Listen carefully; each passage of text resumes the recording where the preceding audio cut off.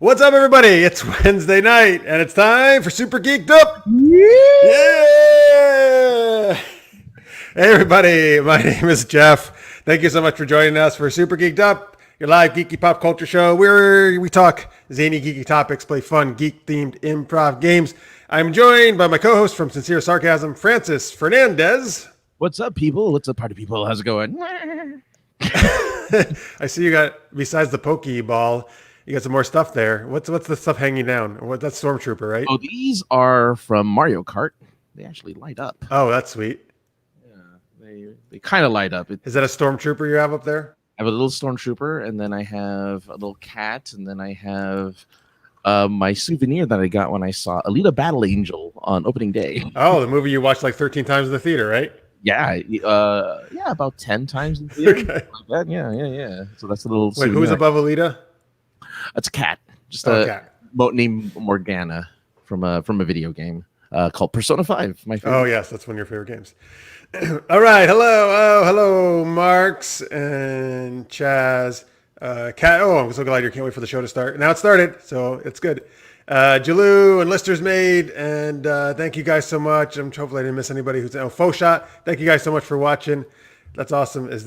What is this? Is this the Jeff Galley? Oh, galley isn't a ship. The kitchen. Yes, it is. That's right. I live on a ship, but it's very stable. That's why you don't see me like. I should just be like this, right? You just do this the entire time. Oh, like they do in Star Trek, where every time. That would be like. The Klingons are getting us. And then of course the explosion happens, and somebody goes flying over the railing and tumbles down right onto some non-important person. They do the perfect forward roll for some reason. Forward roll. All right. Hello, Kathy. So glad you're tuning in again. Thank you, everybody. Thank you for watching. On the show tonight, we are going to talk some of our favorite syndicated shows. You remember that time when there used to be syndicated shows? That was good old days for me anyway. So we'll talk that later in the show. We're going to do an Ask SGU Anything, which means you can ask us anything you want, and we will answer to the best of our ability. We're also going to do One True Pairing, where you guys throw some characters at us, and we try to make the best arguments for why a character should be romantic pairings. We're actually going to be doing that again for Dragon Con. So for a Dragon Con. It's not Dragon Con again yet. The American Sci-Fi and Fantasy Media Track, we did it for them during Dragon Con. Marks, who's in the chat, was part of that. But they liked it so much, they want us to do it like a few times a year, like every few months or a couple months. So after she was saying probably just after Thanksgiving, maybe the Sunday after Thanksgiving, we might do one. So that'll be fun.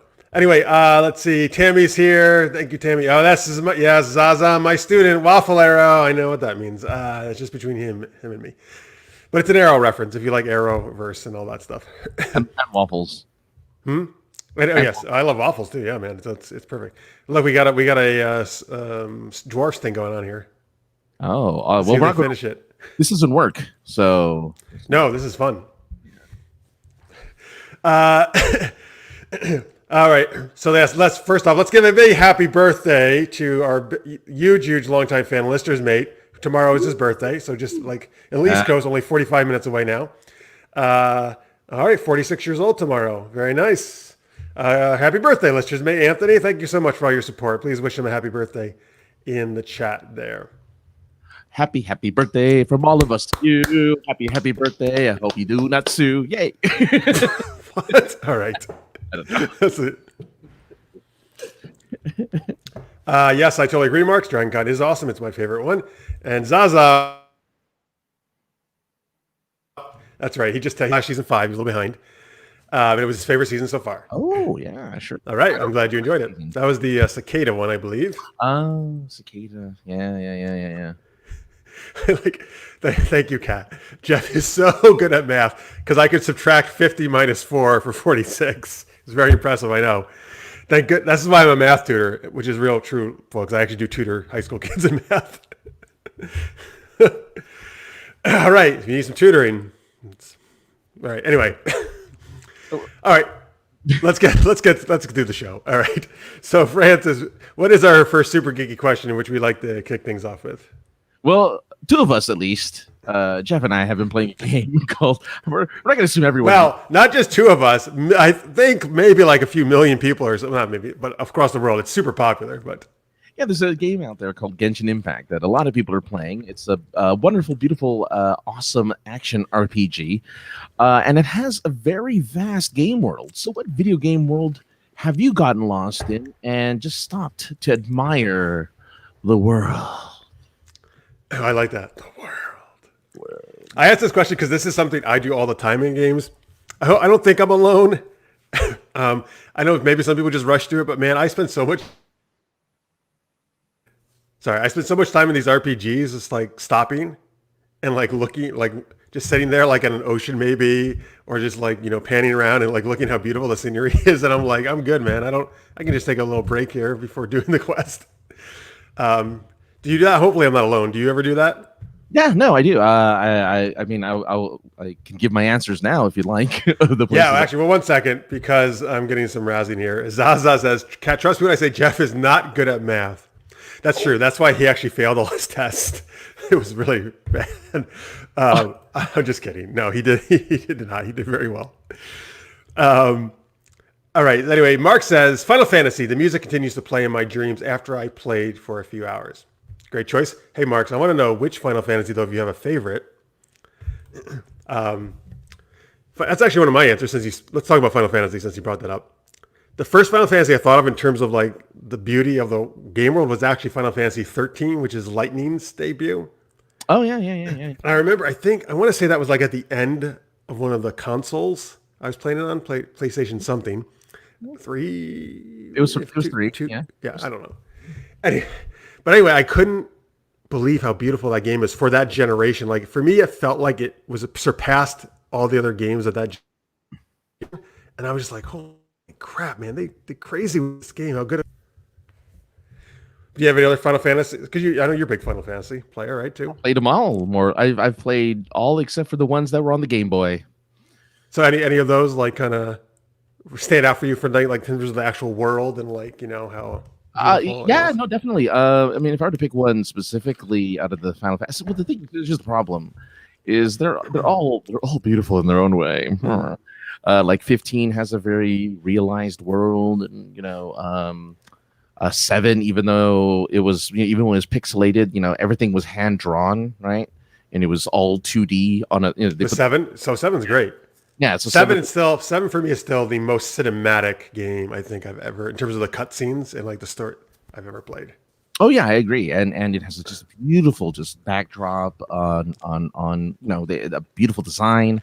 But as for games that you would just stand and kind of look around and kind of just admire in the Final Fantasy universe, is 14 for me because it's an MMO, so you have an entire world where you can kind of just sit on your chocobo and stare at the world, or you're fishing and you're just kind of admiring the ocean, or you're whatever, and it's a really pretty game. You were just recommending that to me a week or two ago, I think. Yeah. That's good. That's great to know, and I like that you can ride chocobos. That's big plus right there. Yeah. Let me share some before we get the other answers. Let me share some answers in the chat here. So Mark's said, I'm sorry, that was the same one Mark said. Here, where's his other one? Here it is. I enjoyed all the Final Fantasy games, but I haven't played the newer ones. All right, no problem. Iden Versio, hey, welcome back. I know we saw a few weeks ago. I'm sure if you're gaming streams or super geeked up, but thank you. We're so glad you're watching. Zelda Breath of the Wild. That's the most recent one, right? I don't have a Switch. Breath of the Wild is the most recent one, and it is a gorgeous game. Yeah, it looks gorgeous. Yeah. Kathy says the PC game Myst. Oh, I remember Myst. That's a good blast from the past. Nice, Kathy. All those puzzles. Those puzzles. Kat says Diablo 3, favorite game, will play 1,000,000 times over. Chaz says a game probably no one has played, Land of the Rising Sun for the Amiga. Oh, the Amiga. So I had a Commodore 64, which predates the Amiga by a little bit. And that was my first computer, man. I love that. I played so many games on that computer. The Amiga was a great system, man. Like people rave about that thing. I have not played that game. Is it like was it a Japanese? Are we guessing of the Rising Sun? Was it like? Tell me more about it, Chaz. I'm curious now. What did you? Sorry, do you have another one though? I think you have something else you wanted to mention, Francis. Oh yeah. I mean, aside from Final Fantasy games in general, I would say there were two that really this generation that really caught me, which was I'll mention the most latest one, Ghost of Tsushima. Oh, it just came out recently, didn't it? Yes, it is. Oh my! The aesthetic of it is just gorgeous, and you'll just stand there under a tree as the leaves, the cherry blossoms fall all over you, and you can hear the wind blowing softly and the birds chirping, and you're just there and you're just absorbing that world. Or a very similar game, but a totally different era, Red Dead Redemption 2, another game where you're just like, I would just stand in a forest in the morning, and there's the mist, that's covering the trees and the beams of sunlight coming through the mist, and you're just like, I'm here. I know, man. There's been multiple times in a game like where I'll sit there and look at it and be like, I wish I could just transport myself into this scene like right now and be there. Oh yeah, 100%, yeah. Faux shot, which is Kyle, says, Jeff, you need a C64 Mini or Maxi. Oh, so is that like a miniature version of the Commodore 64? That's really cool. Tell me more about that, Kyle, too. I'm not too familiar with that. Let's see here. This is about the Land of the Rising Sun on the Amiga. Chad says, yes, the idea was to conquer feudal Japan and bring it all under your rule. You could play as a strategy-style game or an action game.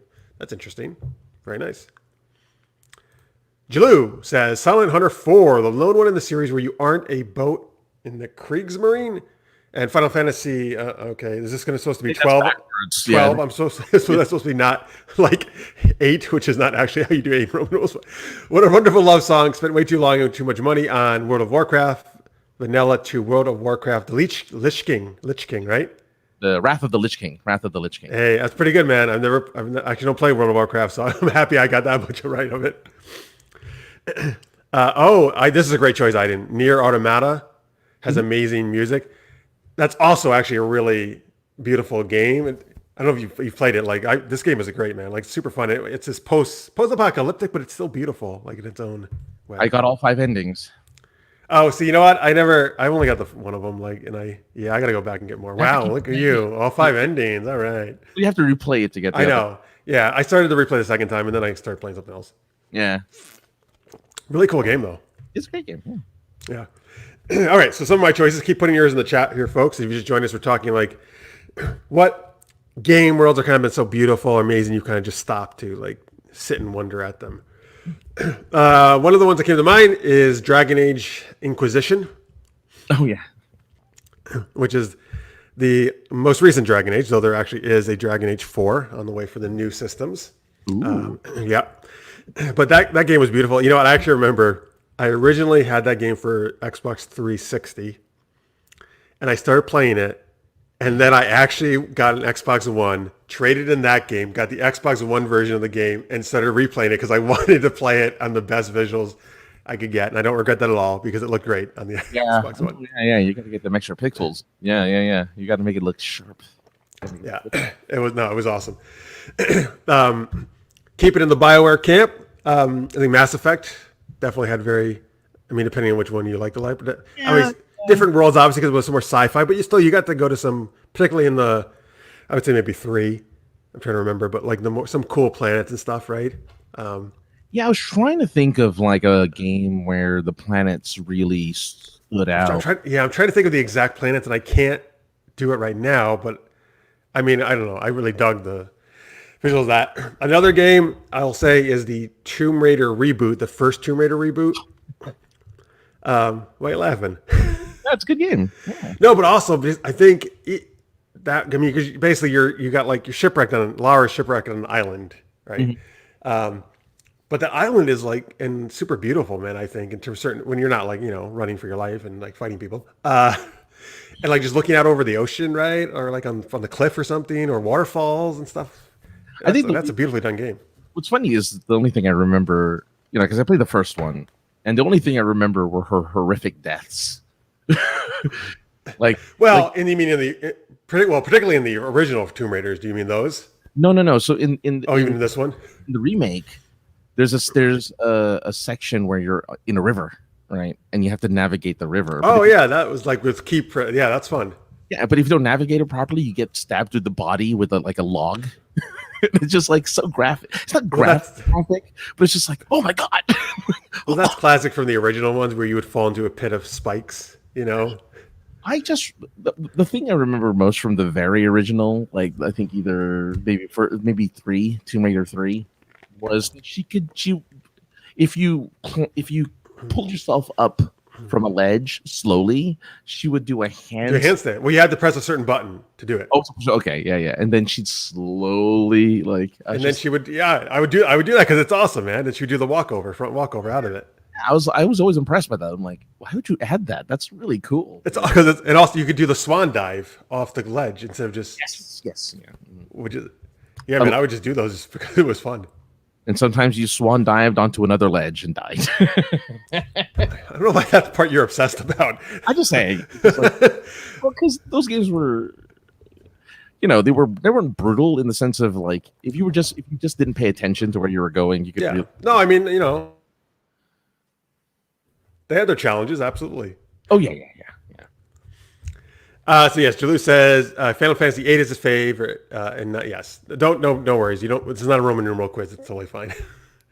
Which is funny. You're right. That is like the one series that does. It's like the Super Bowl. It just does Roman numerals. Final Fantasy. It still does. It still does Roman numerals. Yeah. Okay. So I think lots of other games. Obviously, we can mention, but those are some of the ones that stood out for us. And by the way, folks, let's see here. Julie says, does anyone else remember Full Throttle or Dark Forces? Well, Dark Forces is the Jedi something to Dark Forces. I think Jedi. I'm guessing Full Throttle is a racing game? Full Throttle is a racing game, yeah. I don't think I've played either one of those, though. I have to admit, I wish I played more racing games, because racing games actually have they're real low calories, but they're great, Oh yeah, like my favorite is the Forza Horizon series. I have 3 and 4. Oh yeah, man, the graphics are amazing in those, and they're really fun. I'm more of an arcade racer than I am a realistic one where I'm like, oh god, I gotta slow down. Well, you know what? But I love Horizon. The Forza Motorsports is like racing like on a track. Mm-hmm. Forza Horizon is racing all over the place. Oh, that's cool. I mean, there are some like street courses, but again, you're in the actual streets, right? Or there's also off road. You're just running across somebody's, backyard or something, and you can travel across the whole country wherever they set it in. Like 3 was in Australia, 4 was in England. Nice. And they have seasons. Wow. Yeah, they're pretty fun. I like it. Marks played Dark Forces. Lots of fun Star Wars games. Yeah, that's absolutely true. And like KOTOR is probably still my favorite Star Wars game. Knights of the Old Republic. Let's see here. Kathy likes The Need for Speed. Yeah, that's a very classic racing series. I have a need for speed. Listener's Mate says, as a teenager, he spent hours playing Dragon Warrior and Zelda 2, The Adventures of Link. I spent hours just moving square to square in hopes for a battle to level up. Oh, grinding. Okay, so Full Throttle was a post-apocalyptic RPG on a motorcycle. That's interesting. I would not have guessed that. Nice. Folks, hey, if any of you out there are playing Genshin Impact, or if you haven't, I highly recommend it. I know Francis is also a big fan, I think. Here's a friend code. What is that? Did you get like a friend code or something? Oh, I haven't checked. Well, here's the thing. I'm almost at level 10, which means you can start playing with other people. Which I'd like to do. I don't know how that works actually yet, if there's a code or what, or just how you invite people. But again, the game is so beautiful. It's amazing. It's super fun. It's well done. It's a cool action RPG. It's free. Again, just be careful of the gachapon. Is that how you say it? Gachapon. Yeah. But I haven't spent any money on it. It's totally free. I'm having a great time.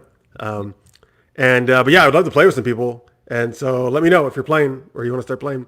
And what's really cool is that it's cross-play, which means like I could be on my PC, you could be on your PS4 or your phone, and we could still play together, which I think is awesome that they're finally doing that more and more now with games, because that would drive me nuts, man. Like I have Xbox, all my friends have PlayStation's like, nope, forget it, we can't play. Yeah, and if you have an Xbox, well, sorry. That I don't get. I don't get why it's not out for Xbox One. But if you have a PC, you can play. So, yeah. Or a PS4 or a phone. Look, who doesn't have a phone, right? That's what they said That's what they said at Blizzard at BlizzCon. Wait, what about BlizzCon? So For World of Warcraft? No. They introduced a Diablo. So people were excited for Diablo 4, right? Because Diablo 3 is the latest in the series. And they did a Diablo announcement. It's like, oh, they're going to announce Diablo 4. This is going to be great. No, they announced a game for the Diablo game for your phone. Oh. And people were so upset. They were booing. And the main guy was like, you all have phones, don't you?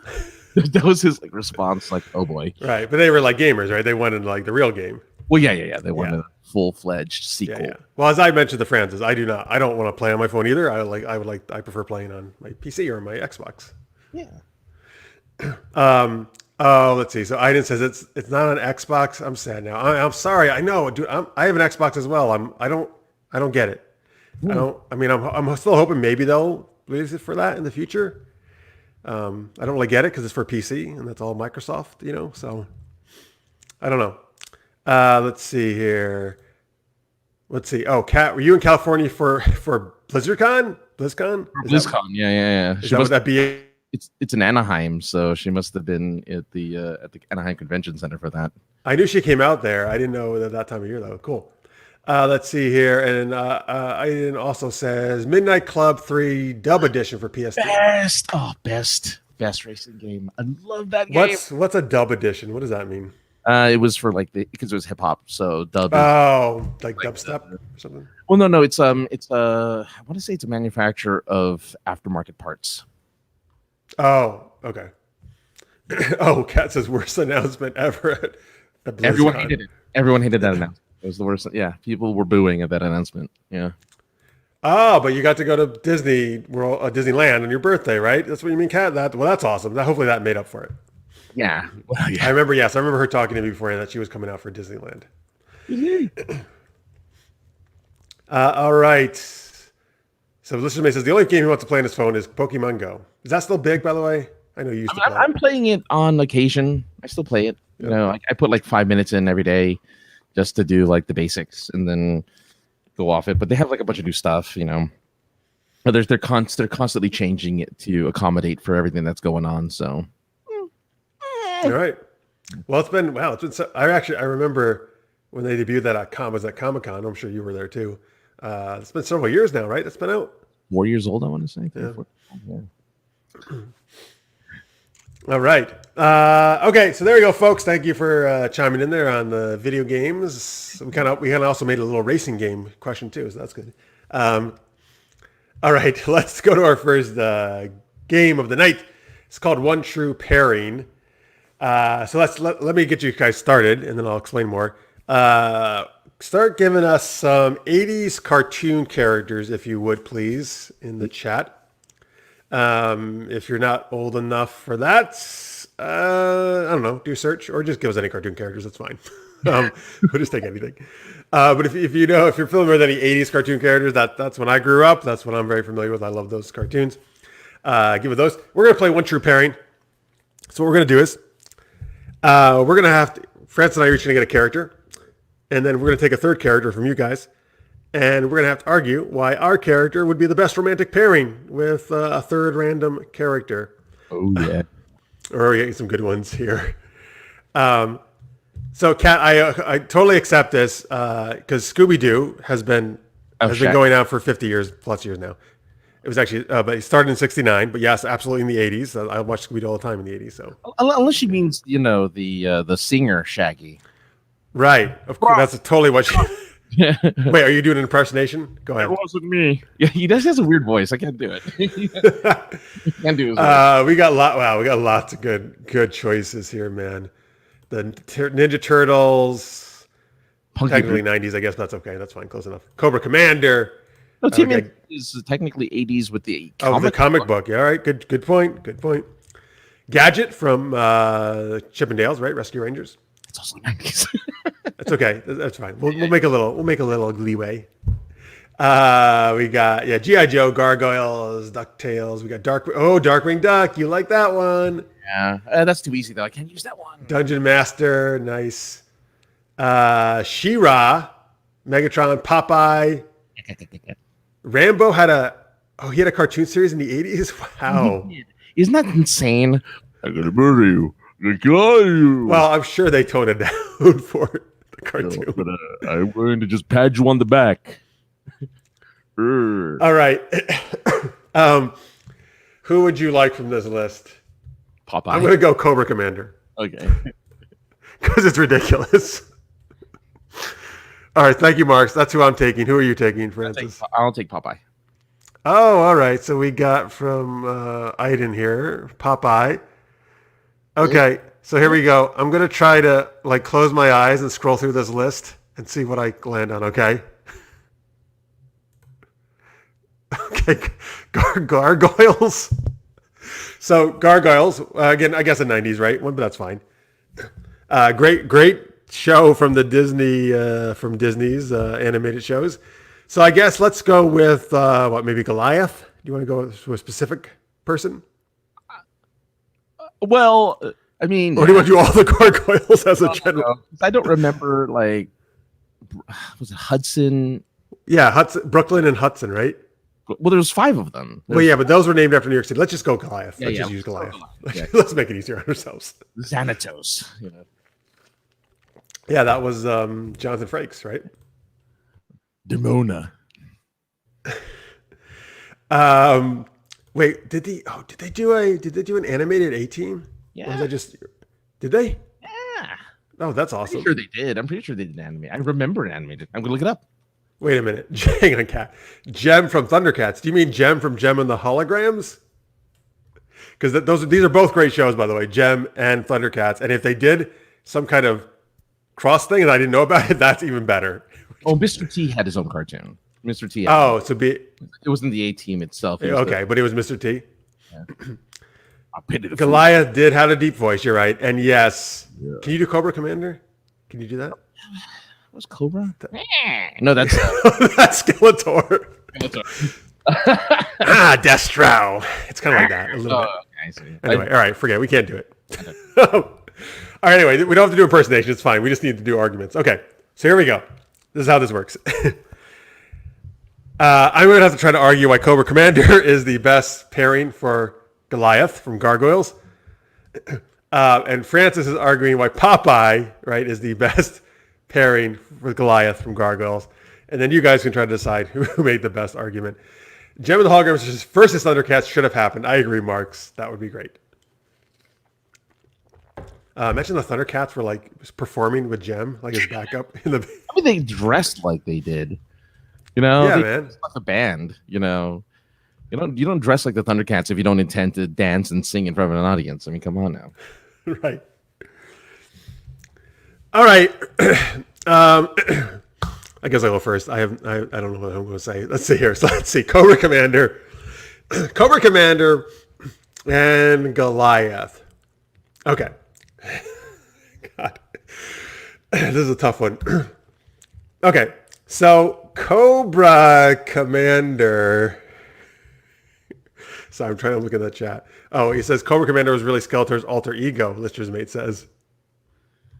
Yeah, well, kind of, right? Kind of. They did have a little bit similar, right? Yeah, they had similar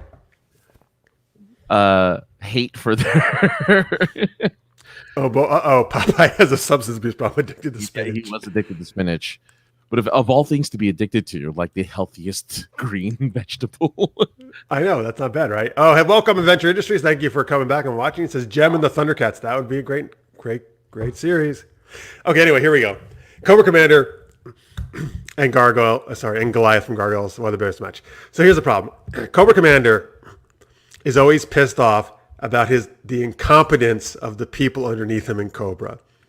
And they're always messing up, and he's yelling, Destro, or Major Blood, or the Baroness, or whoever, right? He's always pissed off because his plan, even though he came up with the plans, and it's really his fault, but he blames all his underlings, right? Because he can't take responsibility. But Goliath is very competent at what he does.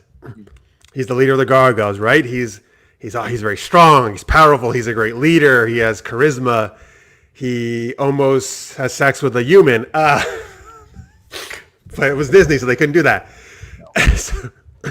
So I think Cobra would absolutely love having Goliath on his team, right? because he'd be like, "Oh, this is great. Goliath is going to mess these GI Joes up. He's going to take them out." Cobra is very wily. He's very good at manipulating people, right? Sometimes through actual like mind control devices, sometimes just by his manipulative way he does things.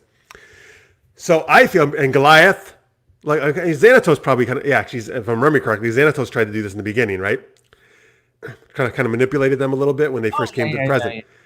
So imagine this, right? So they're from maybe like 1,000 years ago or so. I'm trying to think. They say it in the intro. I don't remember how long ago. I don't know, I don't know. At least 1,000, maybe 1,500, right? Something like that.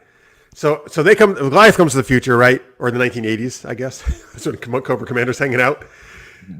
Cobra Commander's gonna convince him that he's the good guy to work for him. That this GI Joe is this terrorist group. We gotta get rid of them. They're terrible. Particularly that guy named Duke, no good. And then, so I think this would be, and Goliath would be all on board, and that would be a great pairing. And he would help Cobra, which is not good, obviously, in the real world situation. But he would help Cobra take down GI Joe, and then they would have a nice wedding, Cobra Commander and Goliath, and they would rule Cobra. And you know what? And maybe Goliath's noble moral things would actually maybe make Cobra a little nicer of a guy, Cobra Commander, right? And maybe mellow him out. So maybe he actually would make him a benevolent dictator, and it wouldn't be so bad. And then I think that'd be.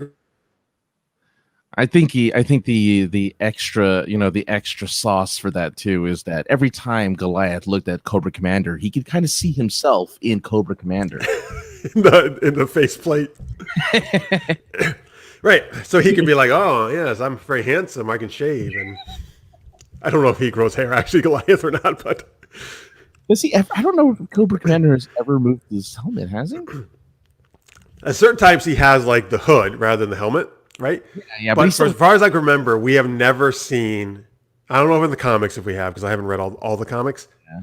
There's a lot of them, but in the show, I don't think we ever saw Cobra Commander's face, which actually I think is brilliant. I think it's better to not show, to just imagine what he would look like. And yes, hello Zen, just pop in for a bit. Thank you, so glad you're here. All right. So now you got to do Popeye and Goliath from Gargoyles. Why are they the best pairing? Well, the reason is, Popeye. Popeye has a bunch of friends. He has a condiment by the name of olive oil. It's terrible. He has a little baby that's not his, but there's a baby. I don't know what. Wait. Why does he have the baby then? I don't remember, but I know there's a baby. Yeah, okay, continue, sorry. The dude that buys a hamburger from and he'll pay you back on Tuesday. And then he has this arch nemesis, Bluto. Yeah. / Brutus, depending on what year you're watching the cartoon. But they're enemies. And he never had a best friend who was strong just like him. And therefore, one fateful night, he does run into Goliath, who happens to have that similar love of strength because he's got those gigantic biceps, while for some reason Popeye has just enormous, forearms. But it's okay. He's got those magnificent forearms, and you know what? Goliath likes it. Goliath likes a good, strong forearm to complement his gigantic biceps, of which I have none, which is why I'm not flexing. And so... And they also have a similar love of the good things in life. Like, Goliath loves peace and honor and, strength. And, Popeye loves spinach, which is a good vegetable to have in your life. And so their equal love of things that are good brings them together. And I feel that just the mere fact that they can complement each other. Again, Popeye with his massive forearm and Goliath with his massive bicep. There's just that just like they're like two peas in a pod, For instance, they're just so connected so easily based off of their physique. And plus, they both have very commanding voices, right? Goliath is just deep, commanding. You will do as I say type of voice. With Popeye's, that's commanding. Well, it's noticeable. But not as good as Cobra Commander's voice. Well, it's Destro, get them. but it's sinister. It's still sinister. Well, Popeye has a warmth to him. It's a giddy voice. I agree. Wimpy, thank you very much, Adventure Industries. And Wimpy's the one who wants the hamburgers every Tuesday. Thank you. So you got a lot of good ideas here also from the chat. That was an excellent argument, but so that made a lot of sense. But the thing is that I think that's very on the surface. You're focusing on the physical similarities, right? And I think Goliath and Cobra Commander could have a deeper emotional connection because they're so different. Cobra Commander does not have large forearms. He's more of like a not very built guy at all. As he has other people do that for him, right? More sinewy. So Goliath, it's like, it's a very opposite attract here, I think. That's what's going to help. And you might not know this, but Goliath actually hates spinach, so that's a big problem. I just made that up. But that'd be great if in an episode that actually happened in Gargoyles, he's like, spinach. No, that's more Brooklyn's thing. I'm going to let him know. Spinach. What was Elena the girl's name or no? It's Elena. Yeah, that sounds familiar. Is that correct? Yeah. I don't know. Elena, just don't order spinach. Yeah, look, I mean, it's just, but again, but it's that. Well, again, what does attraction start from? Physical attractiveness. So their physicality, they fall in love with their physicality at first, and then who cannot love again the strong, brooding nature of Goliath and the fun-loving, mischief-making personality of Popeye. Like they're like, again, that's like opposites attract. That's like the perfect combination for not only adventure but for love. I like that. You're right, Mark. You cannot miss Cobra Commander's voice. So Goliath will always know when he's coming. That voice just carries all over the place. I feel like I had the name wrong, but let me look this. Oh, Elisa. I knew I had it wrong. Oh, Elisa. That doesn't sound right to me. Elena sounds much more right than Lisa. I knew I was close. I had an EL name. I was right on that part. Did they ever they never even went on a date, did they, Goliath and her? It was sort of like a pseudo date. No, but there was always they were flirting. There was like that undertone, right? Of like, it was there, the attraction.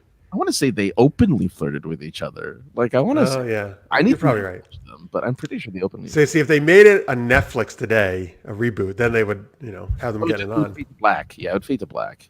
It's still a cartoon, so it'll fade to black. I don't know, but they would make it as an adult cartoon, maybe. Oh, in that case, yeah, they won't fade to black. It's like, ooh, that tail. All right, no, I'm sorry. You want to know what else is made of stone? Or you, like Mark was saying earlier, yeah, you want to know what else is rock hard? It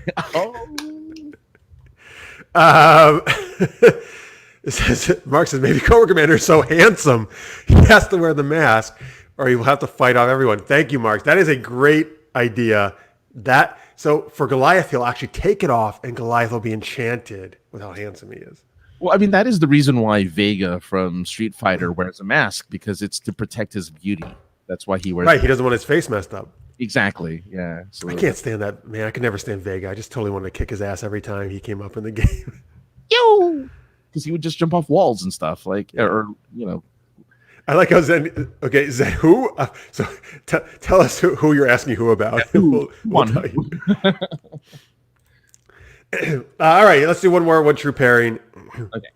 This one's going to be 90s syndicated shows. We're going to talk more about syndicated shows later in the episode.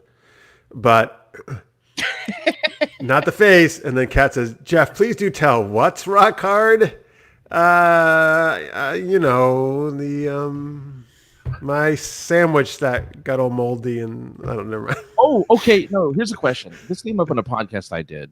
So rock hard came up on a podcast. No. So the question was, what makes a sandwich? And the argument was, when you put something in something else, it becomes a sandwich. So does intercourse count as a sandwich? God. It does if there's 3 people involved and there's someone in the middle. Oh wow. Oh yeah, I guess so. This is getting very adult already. We're not even after hours. No, right? After dark. Oh, Popeye and Goliath. She said, okay, I think she came in halfway through that game. Okay. Yeah. Oh yeah, Popeye and Goliath. Ooh, yeah. All right. All right. So I'm sorry. Kat is also sending me private messages here to try to distract me during the show. Ooh. All right. Let's see. Yes, it's a very sexy sandwich. You're right. Adult variety. Okay. Oh boy. Oh boy. No cat nose. All right. Here we go. Cat nose. I'm just saying. Yeah, she does. Oh yeah. All right. Give us 90s syndicated shows. It's not syndicated, but I'll take it. I don't care. Steve Urkel's a classic of the 90s. We got that. Xena, absolutely syndicated show from the 90s. Oh boy. Extra sauce. People are really enjoying this, Francis. Well, I'm just saying. Don't forget the condiments. Yeah. For a safe sandwich, don't forget the condiments. All right, give us some more characters there, folks, from the 90s, ideally syndicated shows, but whatever, any 90s show is fine at this point. We'll take it. So Seinfeld, sure, great. Very popular 90s show. What's the deal with these sandwiches? It's really good, actually. It was always what's the deal, right? That's his thing. Yeah. Fresh Prince, excellent item. Yeah, Fresh Prince. Oh, that reminds me. This month, HBO Max is doing a Fresh Prince reunion special. Oh, nice. Okay. X-Files. Yeah, there we go. Mulder and Scully. Did you see the trailer for the new Saved by the Bell? Wait, did somebody just say Saved by the Bell? No. I just brought it up. You think of 90s? Okay, while we're waiting for stuff, yeah. I watched a couple days ago. Have you seen it? I have seen it, yes. Okay. So folks, if you've watched the show, you probably know Saved by the Bell is one of my all-time favorite shows. And I've always been very worried about a reboot because I didn't think they were going to do justice, right? So, and I'm kind of split now after seeing the trailer. He does call her Mama, so. Slater. I love that Slater and Jesse are working in the school, and that Slater's a coach, right? Mm-hmm. Slater was in it quite a bit in the trailer, and I think I'm going to love all the Slater parts, right? Like he seems totally like Mario Lopez is right on point on, right, with being Slater. And it seems like there's going to be a lot of fun stuff with him and the students, like as the coach and stuff. It felt like that felt like really cool to me, and that Zach, Kelly, Slater, and Jesse had some moments together. Like I bet I'm going to really dig all that stuff. Isn't it Governor Morris? Yes, excuse me, Governor Morris, and whatever. First lady of governorship of California. I didn't like the son. Well, the son was just like Zach. Well, but he's not the main character because it's the girl who can pause, who can time out. Can't wait. I didn't see it. Did the girl do a timeout? She was talking to the camera, right? Yeah, she says, timeout. Oh. And she does the timeout like Zach Morris does. Oh, so yeah. But I like that the female is the one who do female lead a little bit more, even though it was always an ensemble show, but. Yeah, but I mean, I wanted Zach's kid to be the one who did that? No, I don't want any of them to do it. I want Zach to have to be the only one with that kind of power. Oh, you don't want anybody to have the power except Zach. I see. Don't give anyone else that power. Just let Zach have the power. But what if he passed it on through his genes to his kids? But it's not his kid. I know, but what if it did? Oh, it's like it's like Highlander. There can only be the only one. Yeah, I get it. I'm gonna give it a shot.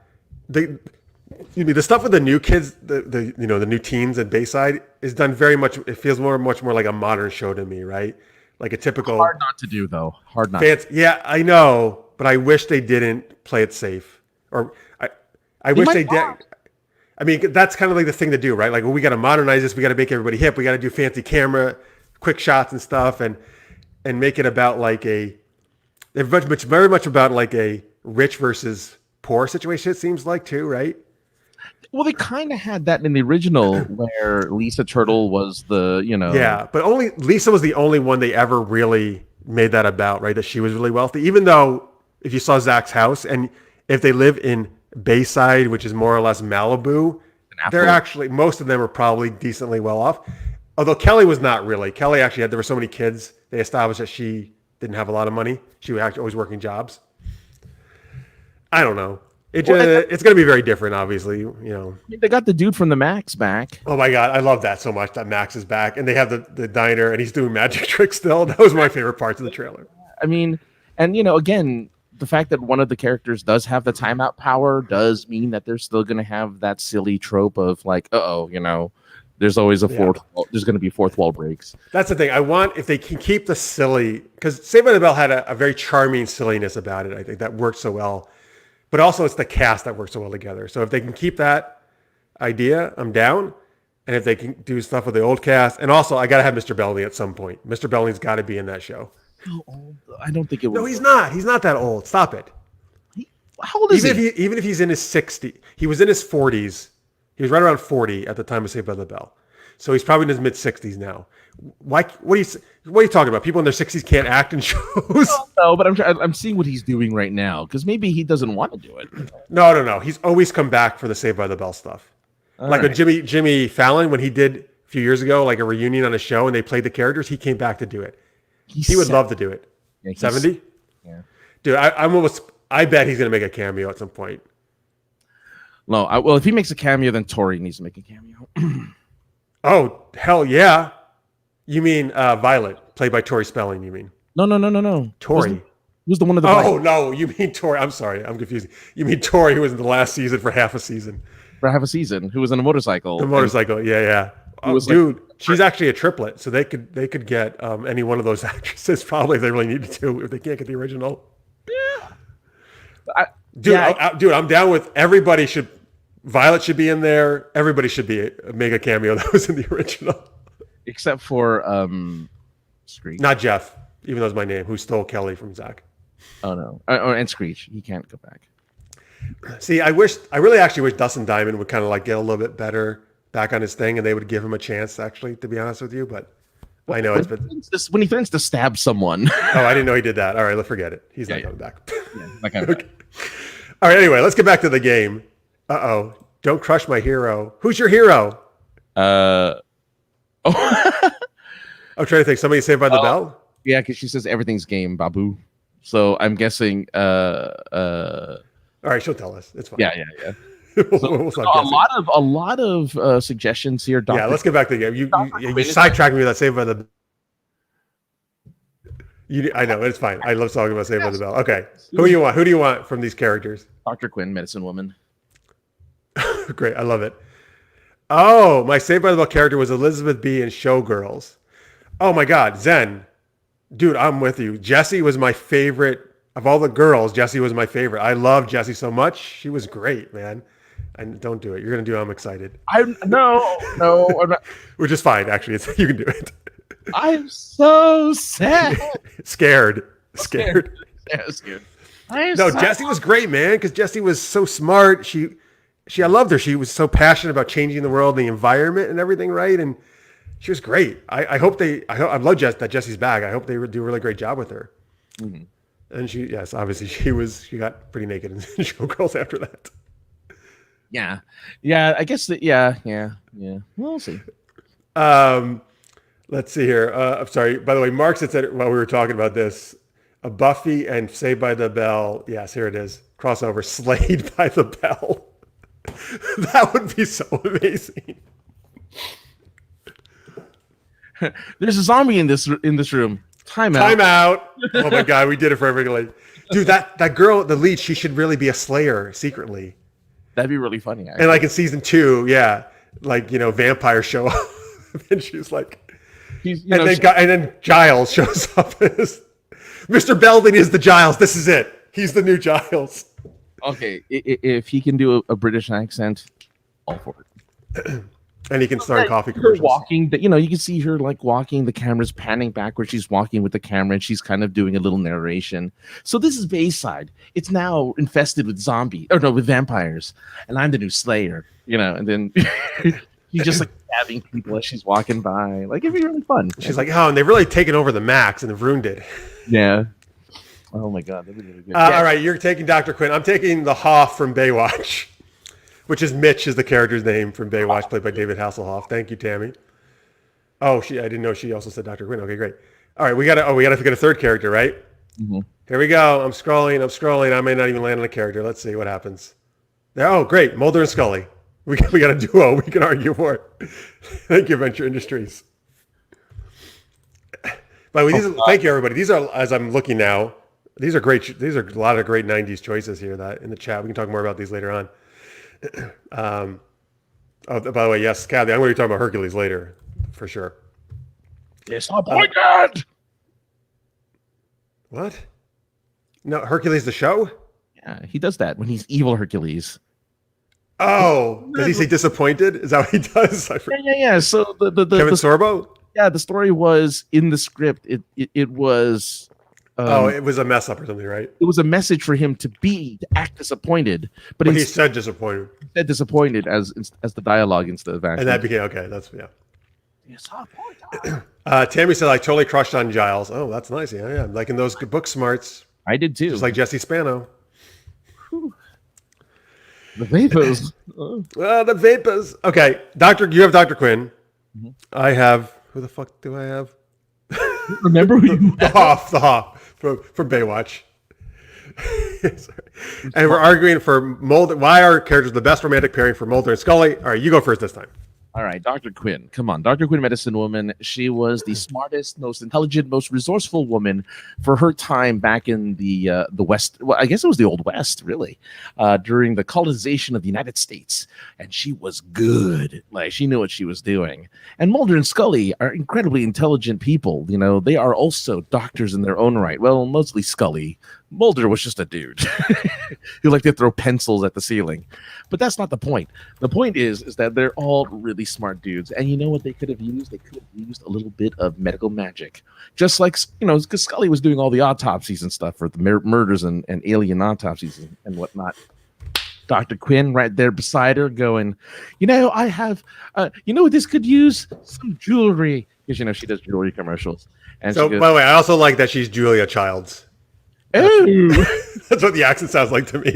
It's great. Yes, there was some garlic on there.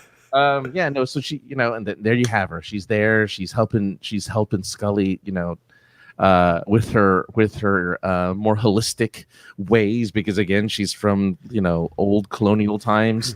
She's using her holistic medicine, you know, using 11 herbs and spices to help save people, while Scully relies on her science.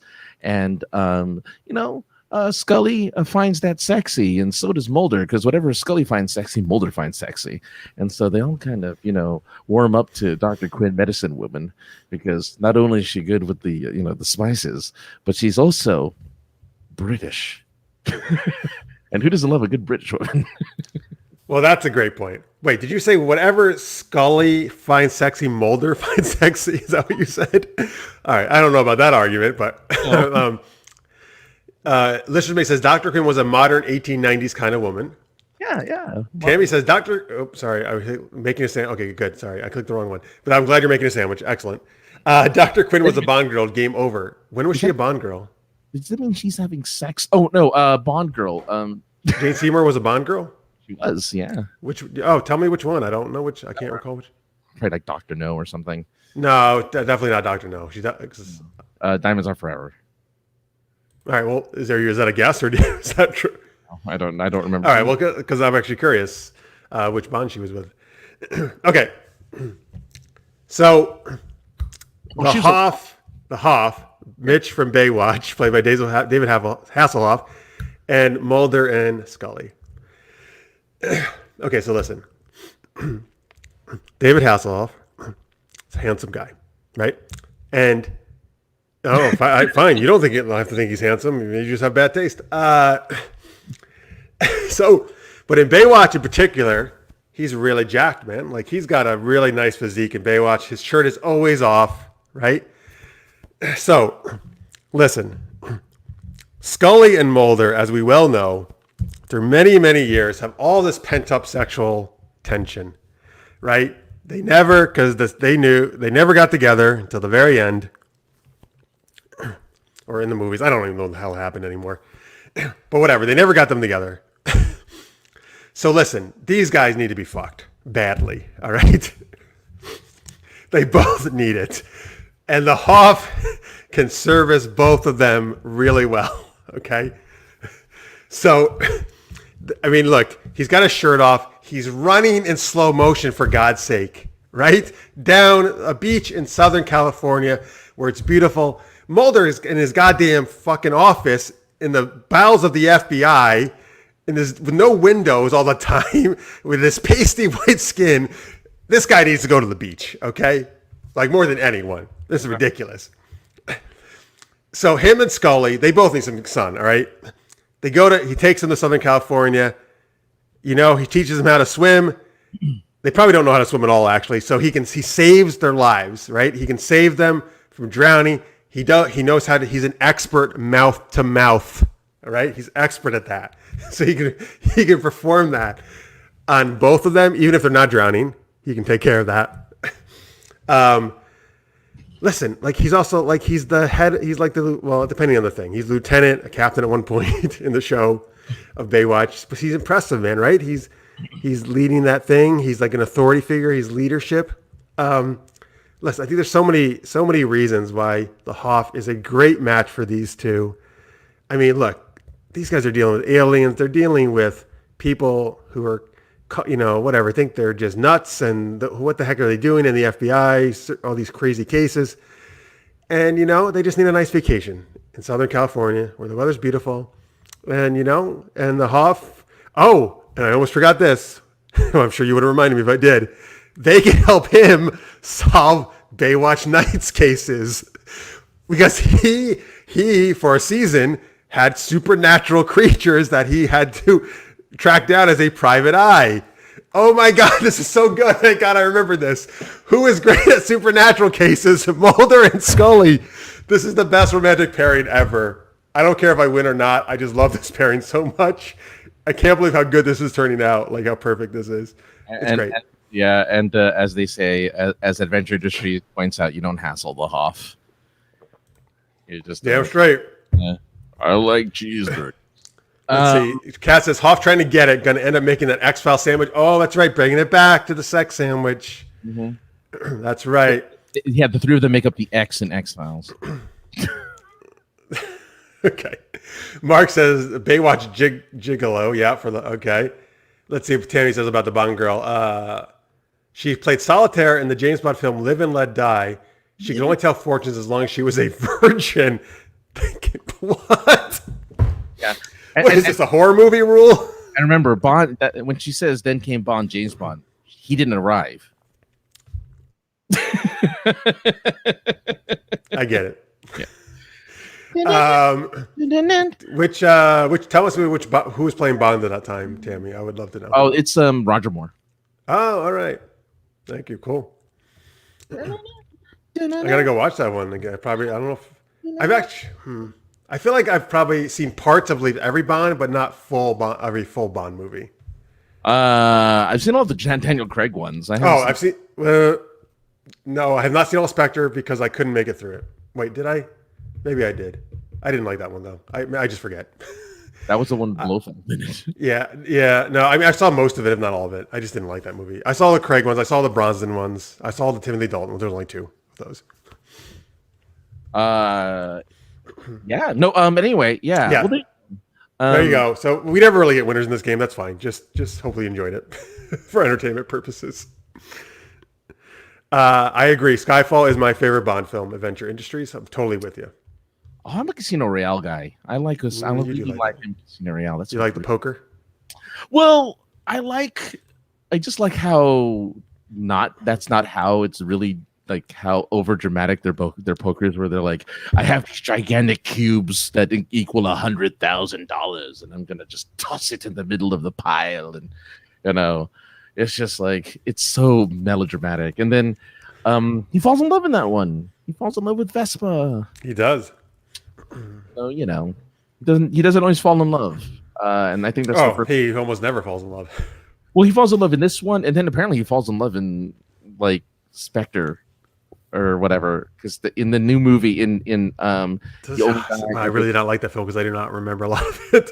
Well, in the next one, he encounters the woman he loves from the latest films, and he's like, that's right, the one that got delayed. What is that called? You only die every once in a while. I don't know. You only die twice. Yeah. But that was actually the only die twice was that was an earlier one. Never die alone. Die. Yeah, something like that. I love your title though. You only die every once in a while. I wish that was the title of one of them. You only die every once in a while. That we need to do a segment of that. Like, come up with your best Bond, like kooky Bond titles. We gotta do that sometime. I'm sure they'll probably start doing that right now. Oh, here's the three-way character combo from Jalou. The lady from Murder, She Wrote, Jessica Fletcher, Columbo, and the narrator for Unsolved Mysteries. If there's a four-way competition, add Matlock. All right. One more thing. I don't need to do this to you or the other lady, but I can't see. I can only see through one eye. Is this your Columbo? My Columbo. Oh, I thought it was your Jessica Fletcher. Okay. Yeah. He fell in love with the old lady from Game of Thrones in Her Majesty's Secret Service. Oh, really? Oh, wow. Yeah, because the old lady... Oh, so she wasn't an old lady back then. No. But she was... Yeah, the old lady from Game of Thrones was a Bond girl, too. Wow. All right, thank you. You guys know a lot about Bond. Great. Nice job. The grandma from Dorne. But anyway, yeah. Speaking of Bond girls, we're going to show you a really sexy one later on. You love it. Stop it. I'm just amazed. I mean, when we talk about it, I just need to give all of the props to Tammy when we get to it. But man, so good. Okay, actually, you know what? Why don't we do that right now? Because let's do some. So Tam, you want here? I'm trying to get it up while you maybe explain what the hell we're going to show here. The rephasing. Give credit to Tammy, please. Yeah. Well, Tammy, the amazing woman that she is, has been using an app called Reface, where she's been placing Jeff and my face on different characters and actors in famous scenes in films and television shows. And it's uncanny. Like, I think, it's the choice of scenarios that I think that's what makes it so good, because, you can pick any scene and it's like, it's okay.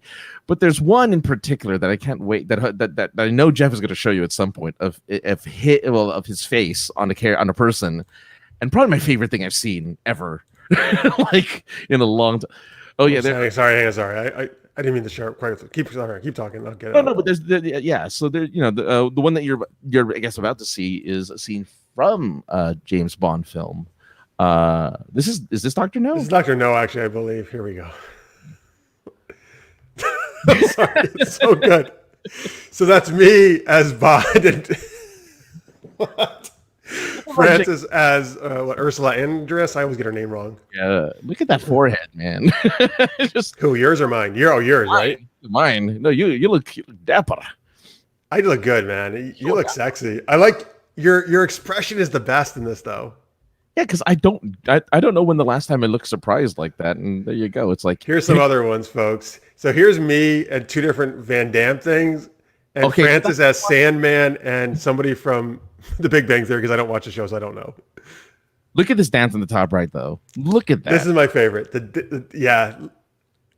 I love it when it cuts in. You can really see my face in the glasses. Look at those splits I can do, too. But, I mean... By the way, and you look sexy in the glasses. Yeah, I think I look good in the glasses. And you're looking badass as the Sandman. Or Sand Hands. One. Well, Sand Hands. Look, seriously, that looks badass, man. Like, you look totally like you're in that movie with Tobey Maguire. I was, and then they took me out. Oh, and they recast Thomas Hayden Church? Yeah, I was. All right, there we go. Oh, it was Penny. So that was Penny. Okay, thank you, listeners, mate. But, yeah. Oh, man. The Fref in a Bond film. Yeah, there you go. You just saw it. That's Fref in a Bond film. Anyway, thank you, Tammy. Those give us so much joy. Watch, as you can tell, watching this. Are you doing the dance? Wait, hang on. Let me put this up again. I gotta scroll to the right thing. Muscle from Brussels. I mean, come on. Hang on. All right, here we go. Okay. I can't really do it. This is from Almost Positive, folks. That's from Kickboxer, because I remember this scene very well. Oh, God, that's so crazy. Okay, I'm gonna practice that. You know what? And we should do it at FrefCon. We should all do that dance at FrefCon. This is our TikTok dance for FrefCon right there. You may be asking, what the hell is FrefCon, guys? I'm glad you asked. FrefCon is a con that we've been talking about with Super Geeked Up viewers. We're trying to do a con just for all you guys, Super Geeked Up fans and past guests, and anybody else who likes geeky stuff.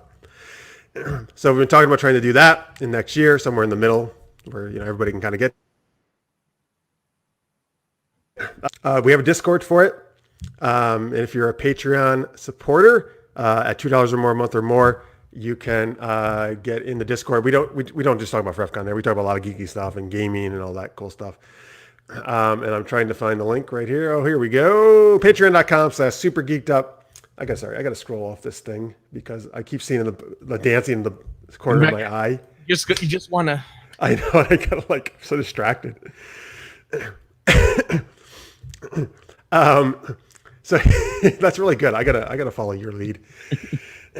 Patreon.com/super geeked up. Yeah, again, we would love your support, folks. This is our 291st show, I believe. So we're almost 300 shows. When we get bare chested and kick someone in a hole. For 300, yes, that's right. If you want to submit your name to be getting kicked in a hole. Sorry. But anyway, folks, it's always tough to do independent stuff and try to, make a living off of it. So any support is greatly appreciated so much. Thank you all of you who are supporting us by Patreon. And if you can't, thank you so much just for watching. Please try to spread the word about us, and more viewers would be great as well. We would love that. All right. And, that's right. Battle of the SGU Stars. That's another thing we want to do at FrefCon, where we have like goofy geeky competitions between like former guests and anybody who's there. All right, let's see. What do we got going on here next? We are, all right, let's talk. Yes, actually. So since we're talking about Bond, this is probably a good place to talk about this. Can you say this as Penny? I don't know how it sounds like. Okay, never mind. Okay, just guess. Say it as Sean Connery. Molecules. All right, because here's some, by the way. These are like Bond movies, right? From Fref with Love, the Fref who loved me, for your Fref only. For your Fref only. These are great. Only for you. Zen, can you add another show during the week? Like you want us to do another show, like a different show than Super Geeked Up, or like a second episode of Super Geeked Up. Anyway, thank you for wanting more shows. Whatever you want, that's great. I have thought about trying to do other shows. Absolutely. You say shit. I said shows. I wouldn't say shit. I said shows. I didn't mean to say shit. I said that. I was shows. It's not shit. It's good. It's good stuff. Particularly, and again, sorry, froze. Definitely, if the more support we get, I would definitely want to do another show. You should put a goal in the Patreon. Yeah, I gotta go review my goals. But we should make. You're right. We should make one of the goals like a second show. That's a smart idea. And thank you, Zen, for that. Super Geeked Up Games Night.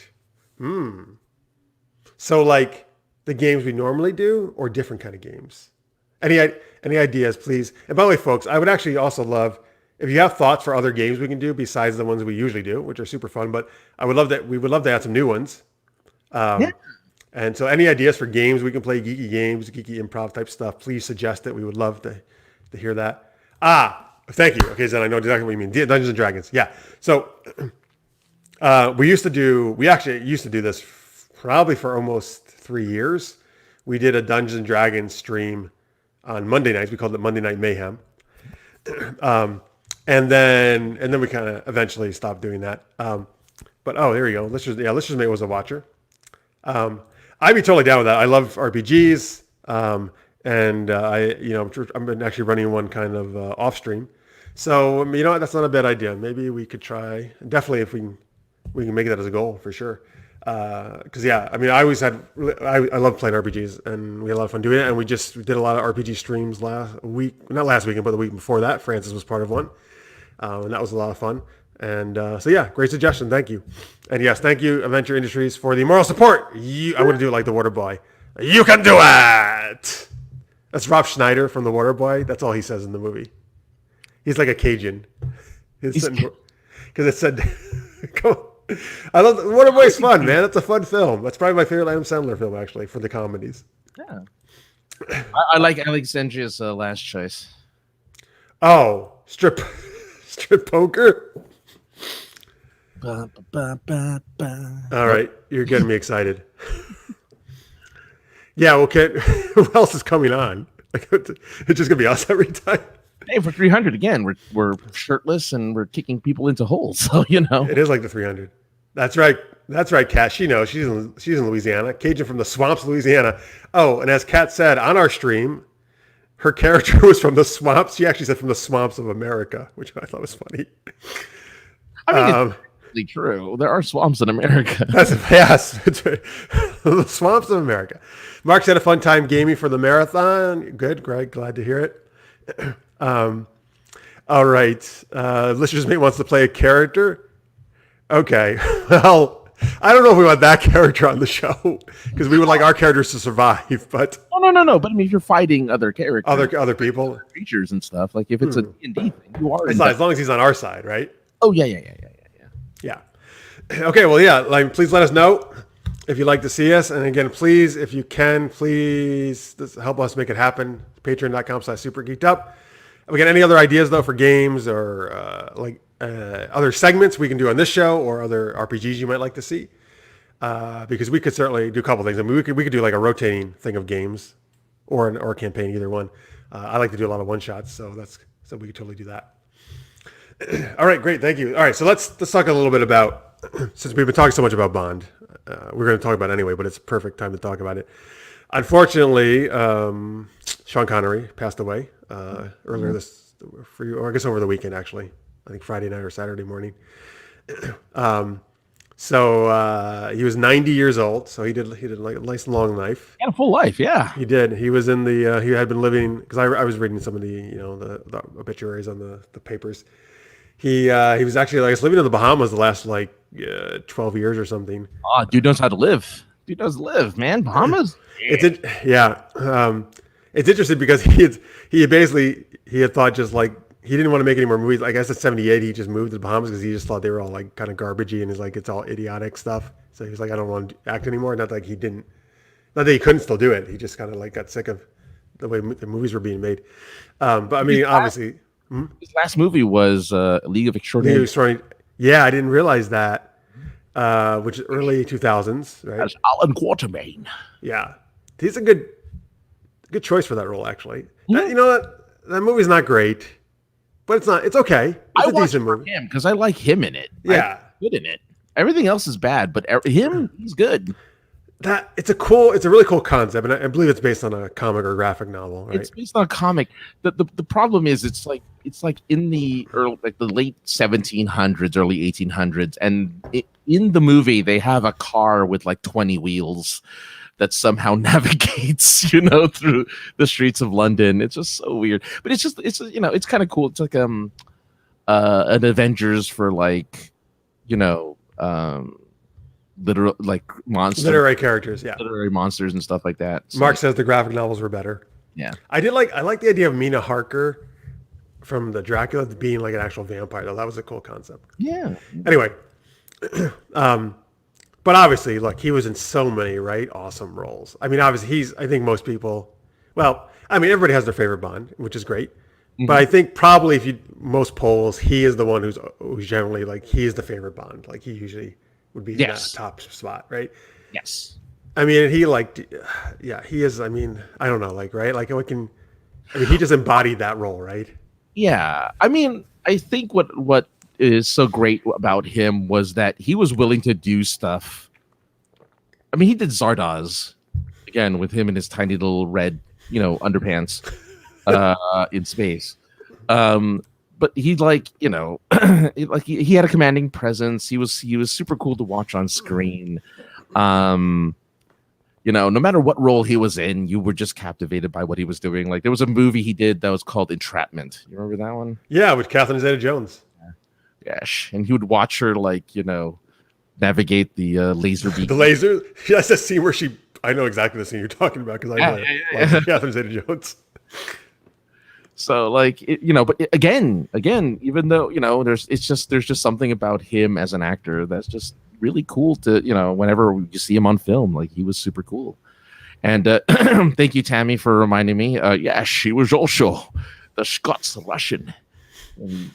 For October. Yeah. She also liked him in League of Extraordinary Gentlemen. It wasn't good interpretation of novels, but she liked him in it. Yeah. Listeners Mate always thinks of Daryl Hammond's impersonation of him from Saturday Night Live. Yeah. You want to do this line?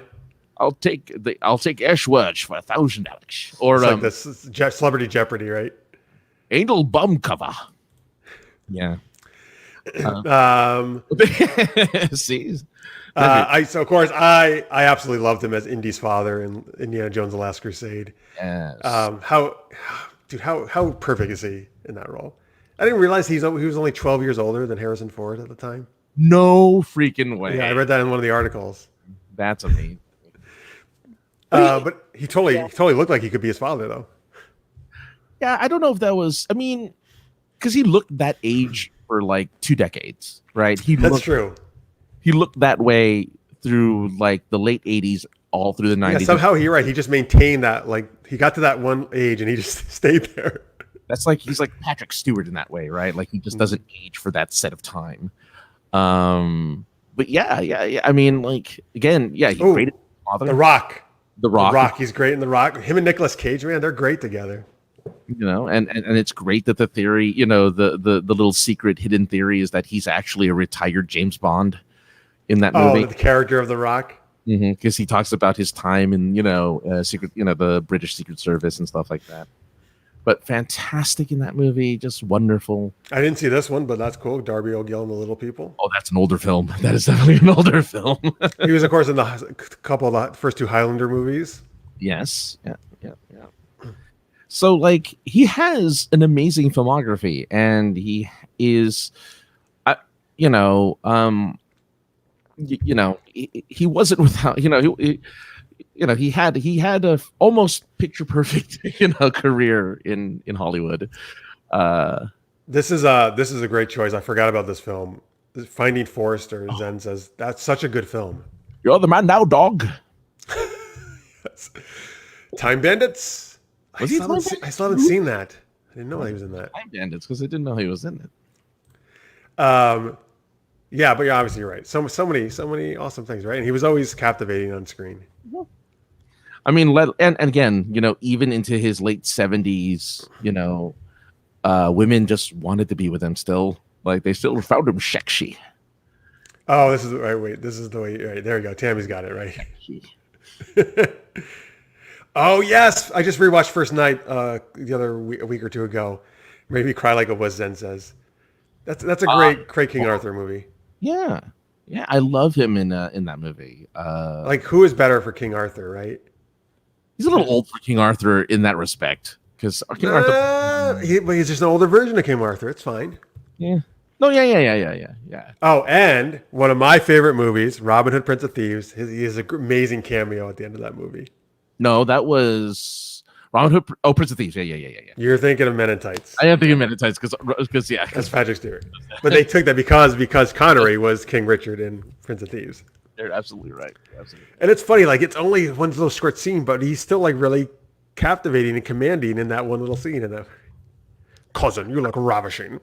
I can't do Connery. Really. I would be remiss not to mention Dragonheart as the voice of the dragon. Yes. There you go. Yeah. You know what? One of those articles I read, they were like, oh, and he also did some like not so good movies like Dragonheart. I was like, dude, why are you dissing Dragonheart? That's a good movie. I think it's because of his movies. He's done better movies than Dragonheart. I really like Dragonheart. That was a good movie, but like I think if you were to compare it with his other work, I guess you could kind of put it at the lower end, sure. But Zen loves him as King Arthur. Yeah, absolutely. Fantastic as King Arthur. You know what I watched recently? The sequel to Dragonheart, and it was pretty good. Oh, really? Okay. It's nothing to do with any of the original people, but yeah, they did a good job. As long as there's a dragon in it, otherwise, there was. Okay, Longest Day, Bridge Too Far. Yeah, so much stuff, man. He's done too much. He was in The Untouchables. That's right. Yes, that's what he won the Academy Award for Best Supporting Actor. That's a great movie, man. Him and Kevin Costner, and also Robin Hood. There you go. It's a really good movie. Presidio. There you go. Great. Yeah, you can keep listening, folks. So many obviously films. Anyway, Sean Connery will definitely be missed. Had a great career though. So, and people can still are enjoying him movies, obviously, and they will enjoy them for decades to come. Oh yeah. He's an icon, a total icon. Absolutely. All right. Thank you, folks. So going back here before we talked about that, here's some ideas for games. D&D team against team. Oh, so like 2 teams of players? Kind of like fighting each other, do you mean? I've never actually done that. That'd be interesting. Tell me more about that, Zen. D&D PvP. That'd be cool. Yeah, PvP. Total player. Oh, super geeked. Okay, great. Thanks, Marks. I think for the overkill comment before. And let's see. Oh, Super Geeked Up Among Us. That's the really popular app game right now. Where people are sus. Oh, you're sus. Suspect? Yeah. They say sus? They sus, yeah. They don't say suspect? Nope, you're sus. Sus, that's ridiculous. You're sus. I think you're sus. And then we're still on the strip poker, by the way. Kat says, second strip poker played as Bond characters. All right, Kat or anybody else, are you going to come on to help us with that? Who's down? Oh, wait. Oh, well, we know Francis is going to play the Bond girl from the Dr. No. Oh, yes. But with a Jacques Chan. Oh, and I can be Bond because I was Bond in that Free Face, right? I'll be sure to wear a bikini, too, at the under my clothing. Please do. I hope so. Yeah. That'll be worth it just to see you in the bikini. And I hope you make the surprise. Can you make the surprise face when you have to strip down to it? That was good. Yeah, like loop. Yeah. All right. Oh. Okay, we got one. We got one for strip poker. It's ridiculous. Now we kind of got to do it. I feel. There's our first charity stream. Dude, we actually probably make a lot. Well, we probably make a lot of money with Cat, not so much for us. Hey! I'm hot in a bikini. It has been proven. Yeah, that's true. I'm not going to dispute that. Absolutely. Bikini over the clothes, she says you could do. Zen says exactly. Or the reverse of strip poker, you add costume pieces. Oh, do we have to start naked? Start off naked, and you know what the good news is on this kind of camera, we could, as guys, we could be naked. Well, yeah, because it doesn't show us from the below. You just got to remember not to stand up. What do you mean? No. Let's see here. What are some other suggestions? Oh, she said she saw the D&D 3-on-3. Okay, very interesting. And Lister's Mate says, Jordan Gibson and Mark Pizzullo come play a live-action Super Knocked Up RPG. So those are the actors in my Super Knocked Up series, if you're not familiar with that, folks. That's a fun show I did. Superhero knocks up his supervillain nemesis. They have to raise a baby together. Sure. A Super Knocked Up RPG sounds good to me. And then Zen says we have to start buck naked. Buck naked. I'm ready. Buck naked. Let's see. Kathy says an RPG game with the most unlikely characters going on an adventure. That'd be fun. Sure. Come with really ridiculous. From the audience. Suggestions from the audience. Yeah. All right. Thank you guys. These are all great suggestions. All right. Let's go on here. Just one thing, folks, just to let you know, and we'll remind you at the end. We're actually off next week. Actually, normally, folks, we would actually have wrapped up our season last week. We did. That was 12 episodes, but we're having so much fun, and we want to give you guys more content. And put your Patreon to support to good use. So we're gonna keep going. We're gonna keep doing episodes, but we are gonna take 1 week off next week, and then we'll be back in 2 weeks. So don't worry, just one brief week we're off. And in 2 weeks we'll have Heidi Cox from Dweeb Darlings will be our guest. So that'll be fun. She hasn't been on for a while. All right, what do we got here? Let's see. Okay, oh, there you go. Mutant Masterminds. Marks has run that on our streams before. That's a superhero game. That's perfect for Super Knocked Up. You're right, Marks. Yes, Kat is an awesome cosplayer and makes costumes. She could totally make that work. Great. Very nice. And this is actually a line from Super Knocked Up, by the way. She says it kind of like that because she has a southern accent a little bit. All right. Anyway, okay, here we go. Patreon time. It's time to thank our Patreons. We always like to do that every week. And Francis does it in a fun way, different way every time. Let's find out how he's going to do it. This is super geeky. Thank you to our super shout out patrons at $10 a month or more. Oh, perfect. All right. This is Maria and Justin Duran from KLI Brand with the golden gun. It is on Her Majesty's Craig Allen Poole. It is the Rachel J who loved me. Oh no, not only is it that, but it is also Victor Schneider pushy. Come on. I wish Victor was in the chat right now. I didn't know. I had no idea what movie you were even talking about until you said that. Well, Octopushy, of course, yes. This was Victor Schneider pushing up. Ariella Strauss. The Ariella Strauss who loved me. Or the Nicole B who never dies. The Kyle Schwab who is a heartthrob.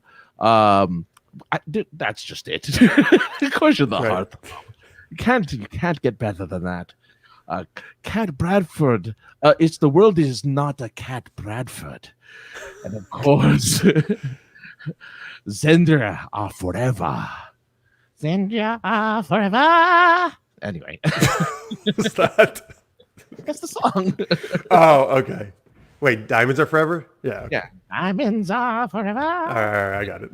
And then it's that is of course Jalubal. Or Thunderball. Okay.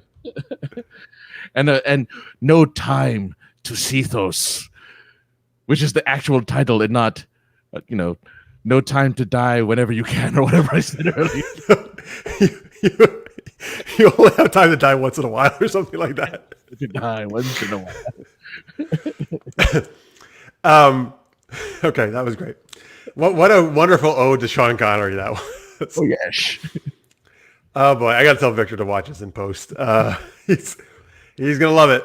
By the way, Tammy says next week is date night. My husband only takes me out to eat one day a year. Well, what perfect timing that we are off next week, right? We planned it around that occasion, Tammy. Funnily enough, this is also the only night that Francis and I go on a date every year. Yeah, that's our date night as well. That's prep night. Yeah, it's prep night. All right, okay. Sorry, I was going to make a comment, but I'll leave it at that. Tammy also says the cat. They could do cosplay matchups, and then I guess I think she means us, would have to act out the characters. That'd be kind of cool, actually. Every hat comes a new character. Yeah.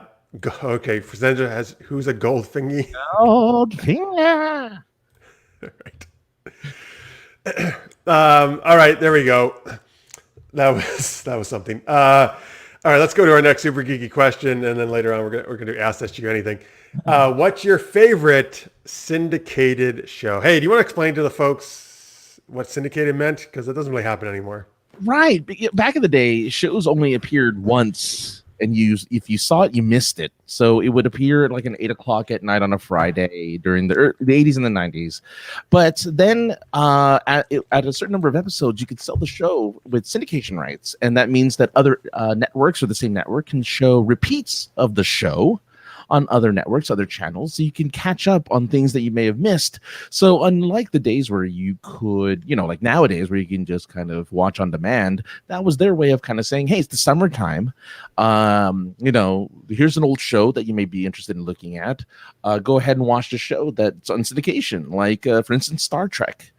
Star Trek was it was a syndicated show. So if you missed episodes back in the 60s and you're in the 80s and they're like, hey, I want to watch old Star Trek, you didn't have to rent it. You could just watch it on TV, as it was syndicated on other channels such as Sci-Fi and things like that. So there you go, Kathy. You said Star Trek. That's interesting. You know what? That's funny. You're totally right. That is a big thing of syndication. So that's fine. I was actually thinking, so either answers are fine here. When I was thinking of this, I was thinking of actually the shows that were only syndicated when they came out. So shows like Next Generation, Hercules, Xena, right? Oh. So that, in other words, they were actually sold into syndication. That's how they ran. And how that worked, folks, is basically different networks, depending on where you live, might buy the show and pick it up. Mm-hmm. So like, for example, like a lot of those shows I watched on what was the WB at the time in the 90s, right? But UPN maybe and another place might have that show, or somebody else, who knows, right? But you're right. You're also totally correct. A lot of the shows, once they build up, usually definitely over 100 episodes, I think a lot of times is what they want to hit. They would sell them into syndication, right? Like you could just watch them whenever you want. So any of that is fine as answers, of course. I wasn't even thinking of that, but because I was thinking of all those shows that I loved that were like those, those 90s and early 2000s sci-fi fantasy syndicated shows that, but I'm like that specifically doesn't happen anymore. That kind of syndication doesn't happen anymore. No, well, I mean, I guess it's automatic, really. And the syndication becomes automatic in the sense of the rights to that show gets sold around, to different streaming services. So, yeah, but right. As opposed to being sold to, as opposed to being sold to a channel, it's being sold to yeah, that's true. so long, and then Hulu.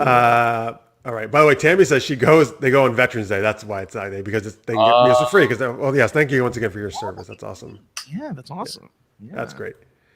And Tammy also says, of course, Xena. She loves Xena. That was a great show. That's an awesome syndicated show. And actually, one of my choices is going to be Hercules, of course, which goes right along with Xena. I loved Hercules so much. Him and Aeolus, they were so great. Autolycus, Bruce Campbell, got introduced on that show, that character. And that's actually, I wasn't a big Evil Dead person, so that's actually really what made me love Bruce Campbell, was his role as Autolycus on Hercules. Speaking of Bruce Campbell, The Adventures of Briscoe County Jr. Great. Or Burn Notice. Well, that was a USA show. That was a USA show. Yeah. Hercules in Space, aka Andromeda, which Kevin Sorbo went on to. Yes, right. Nice. Let's see here. Well, what else? Of course, for me, Deep Space Nine and Next Gen. Mm-hmm. Those were right into syndication.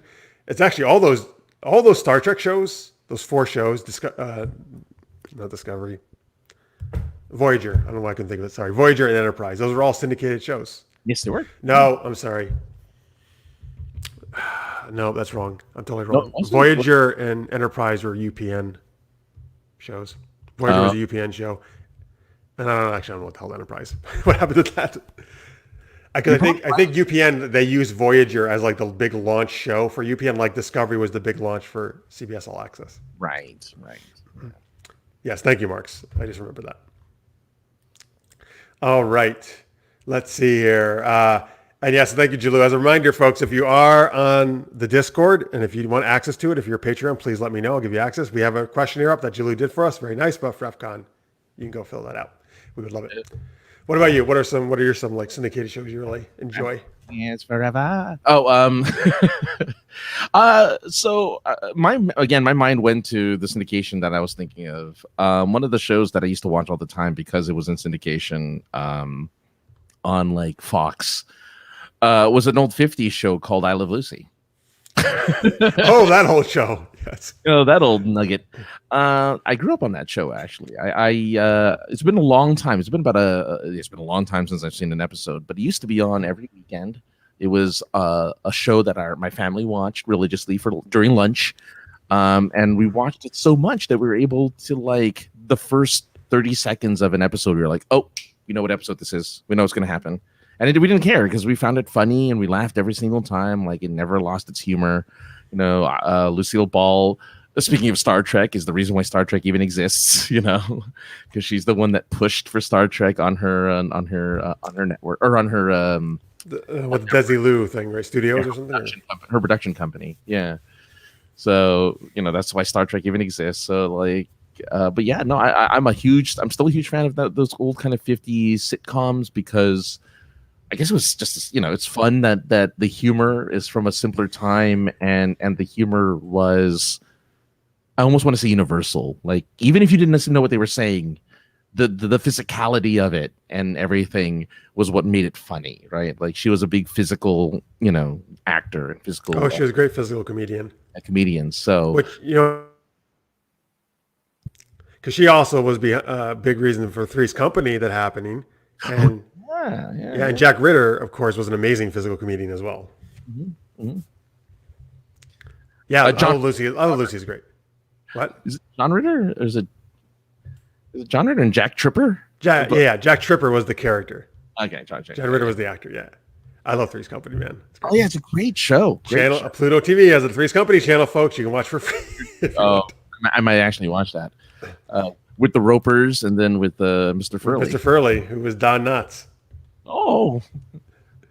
This is says Time Tracks and Cleopatra 2525 Star Hunter are some of his choices. I'm so glad Time Tracks has finally made it back into my life because I've been trying to figure out that show for the longest time and I could never find it. Now I need to watch that show. Wait, where is it? You found it?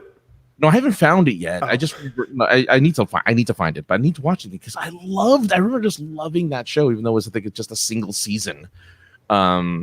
It's 2 seasons, 44 episodes. Man, I gotta watch that thing. It's so good. So you're supposed to bring up some of the older shows. Listeners May says, what about Andy Griffith, Mayberry, RFD, Gomer Pyle, Hogan's Heroes?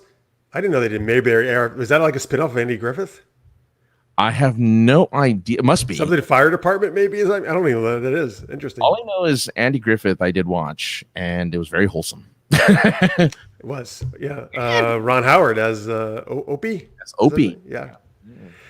Zen says, my parents didn't allow me to watch TV for eons, but my grandma was like, I love that MacGyver guy. That was my impersonation of your grandma, Zen, sorry. Dude, Richard Dean Anderson was awesome as MacGyver. Oh, 100%. Yeah. Oh, yeah. Marx tells you that Time Tracks is out there. I saw an episode the other day. Can't remember if it was Amazon Prime or Peacock or something else. There you go. You can find it. Thank you. I'm going to look it up. Thank you. Oh, here we go. Wait, I love how he put this in quotes. What's this? Currently, you're able to watch Time Track streaming on the Roku channel for free with ads. I will go watch it on. If I don't have the Roku app, but I will get it. The Roku channel, I'll get it. Oh yeah, man, just get it. It's free. It's great. She said I was pretty close to her grandma. Good to know, Zen. Thank you. She also says, isn't Voyager getting a reboot? I did not hear about that. Is it? I hadn't heard. I mean, they're still doing. I mean, they have a lot of Star Trek shows. New shows they're doing. I know season 3 of Discovery is already out right now, and they're doing Strange New Worlds. Right? Strange New Worlds, Below Decks is still second season. Picard will come at some point. Yeah, Lower Decks. Right, Lower Decks, not Below Decks. I mean, same thing. It's still under the decks. That's the spin-off of Lower Decks. The Below Decks. Yeah, they're even lower on the totem pole. They're close to the bulkhead. They're like, guys. But yeah. Oh, Rural Federal Delivery was the RFD for Mayberry, a really small town in the boonies. Oh, all right. Oh, geez, I didn't know. There's one of the many spin-offs of Andy Griffith. Interesting. Shazam. They're going to have a show with Janeway, and it will be a kids show. What? That's right. Yeah. Janeway's back. It's an animated show. Yeah. Wait, really? It's going to be for kids, and it's a Janeway? Yeah. Because she's like an admiral. She's an admiral who's like teaching a new set of cadets or something. Yeah. So, Julian, answer your question about this. So, actually, both those shows were network shows. They were ABC shows, I believe. Well, Family Matters was ABC, but it was a spinoff of Perfect Strangers, yeah. But they did. But they are on syndication now, so you can totally use those, absolutely. Yeah. Star Trek Prodigy on Nick? Nickelodeon? Nickelodeon, yeah. Wait, it's not going to be on All Access? It's going to be a Nick show? This show? Interesting. Very interesting. Okay, there you go. All right. Who knew? Well, these guys did. I didn't know. I didn't know either. I mean, I kind of knew it existed. I just didn't know what it was called. Yeah. Well, speaking of Star Trek, something not really like Star Trek, but it's also in space. The other big space thing is Star Wars, of course. And here's some breaking news for you that Francis will tell you about. Baby Yoda to guest star on Super Geek Up next week. The Mandalorian cries over not being invited. Okay, there you go, folks. Poor Mandalorian. I still got to watch I haven't watched the premiere of season 2 yet. Have you seen it? I have, and this is a total non-spoiler because it's just it's just an actor, but Timothy Olyphant is in it. That is a good-looking dude. That's all I'm saying. It's a good-looking dude. Not as good-looking as the Hoff, but okay. I don't know, man. He doesn't have a shirt off. Run down a beach in slow motion. That's true. No, you got a point. All right. Let's do our last segment of the night before we do After Hours, which, of course, folks, you can join us for if you'd like to be a Patreon supporter at $3 or more per month. You can get our extra content there after the show. No. We're not making Baby Yoda cry. We're making the Mandalorian cry. No one wants to make Baby Yoda cry. That would be terrible. No. Baby Yoda's the best. Oh, Mark's really enjoyed the season premiere.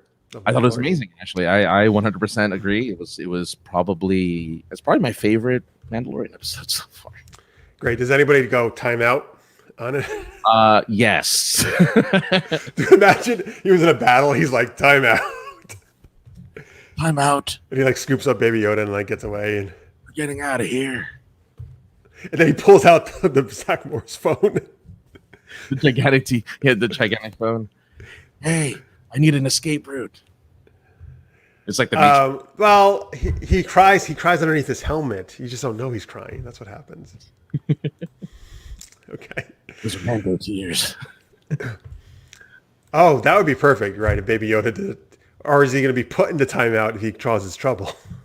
Hey, little guy, do the hand thing. Do the hand thing. Yeah, you're right, because he has kind of the force, right? Yeah, he could do it. That's the Force. Yeah. All right. So let's see here. All right, folks. Ask SGU Anything. This is where we do it every so often. You can ask me, Francis, and myself anything you want. Go for it. Francis, I, and myself. You can ask. I was going to say Francis and I, and then I changed to myself. Yes.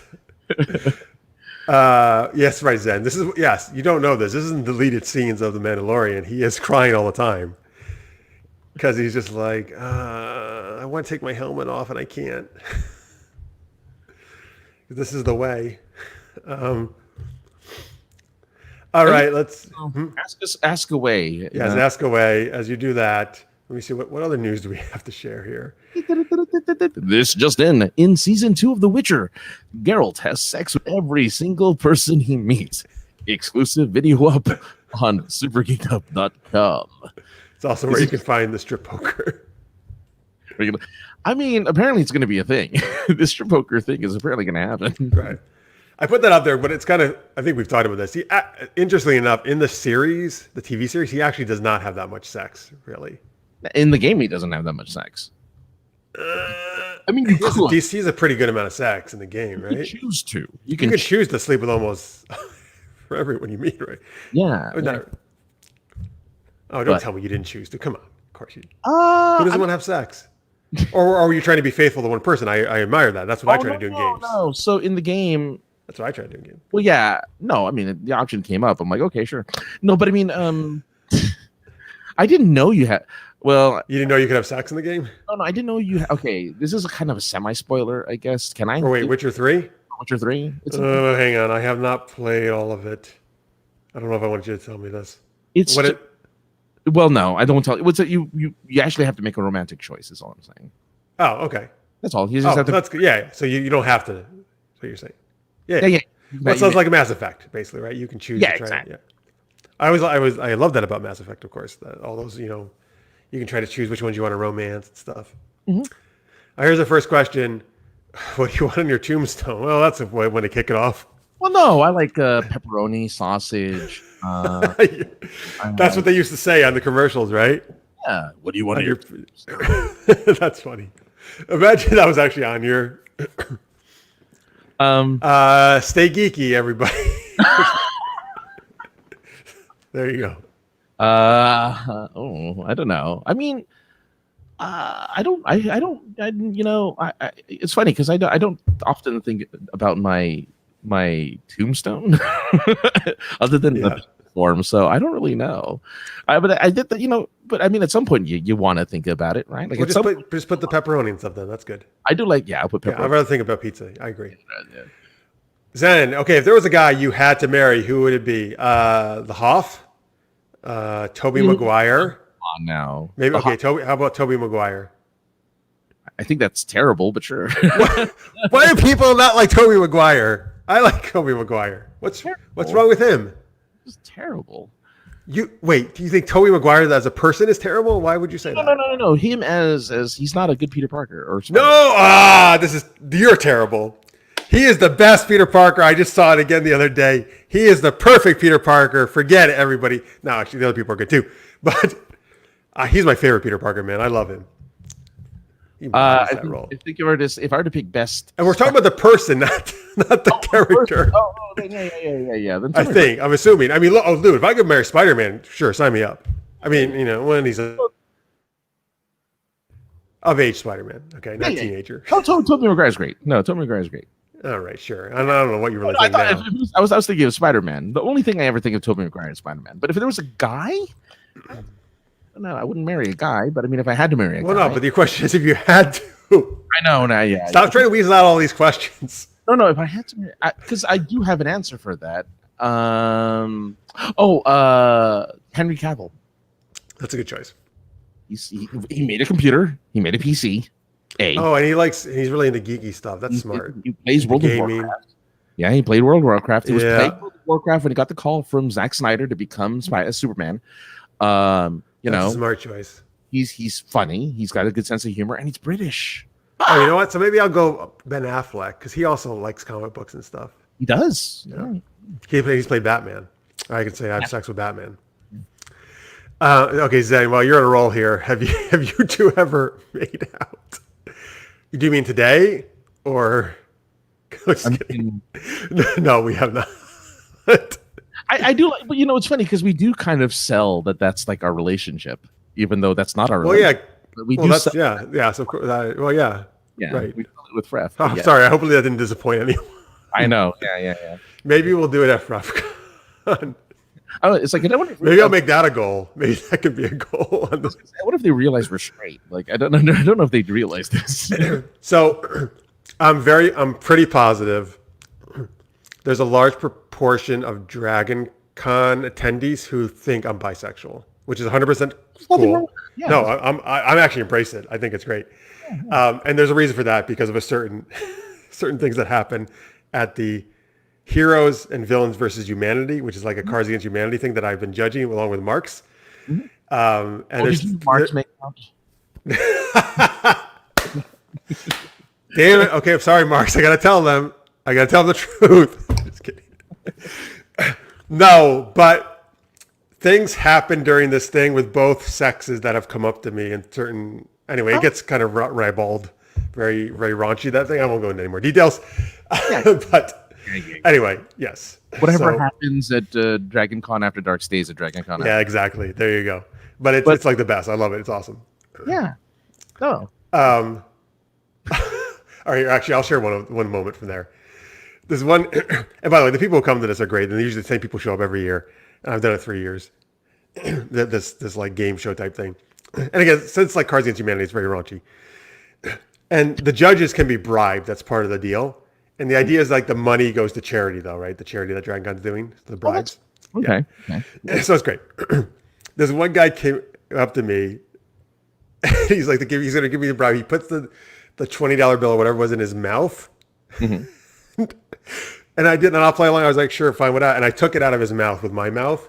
Oh. And after I did, though, I was like, oh my God, I can't believe. I was fine that I did with the guy. That was no problem. But I was like, this dollars are really dirty. I was like, I should not have taken that in my mouth. It was so That's the only thing that like grosses me out is the dollar. The thing that grossed me out was the dollar afterwards. It was fine. I was like, oh, I probably should not have done.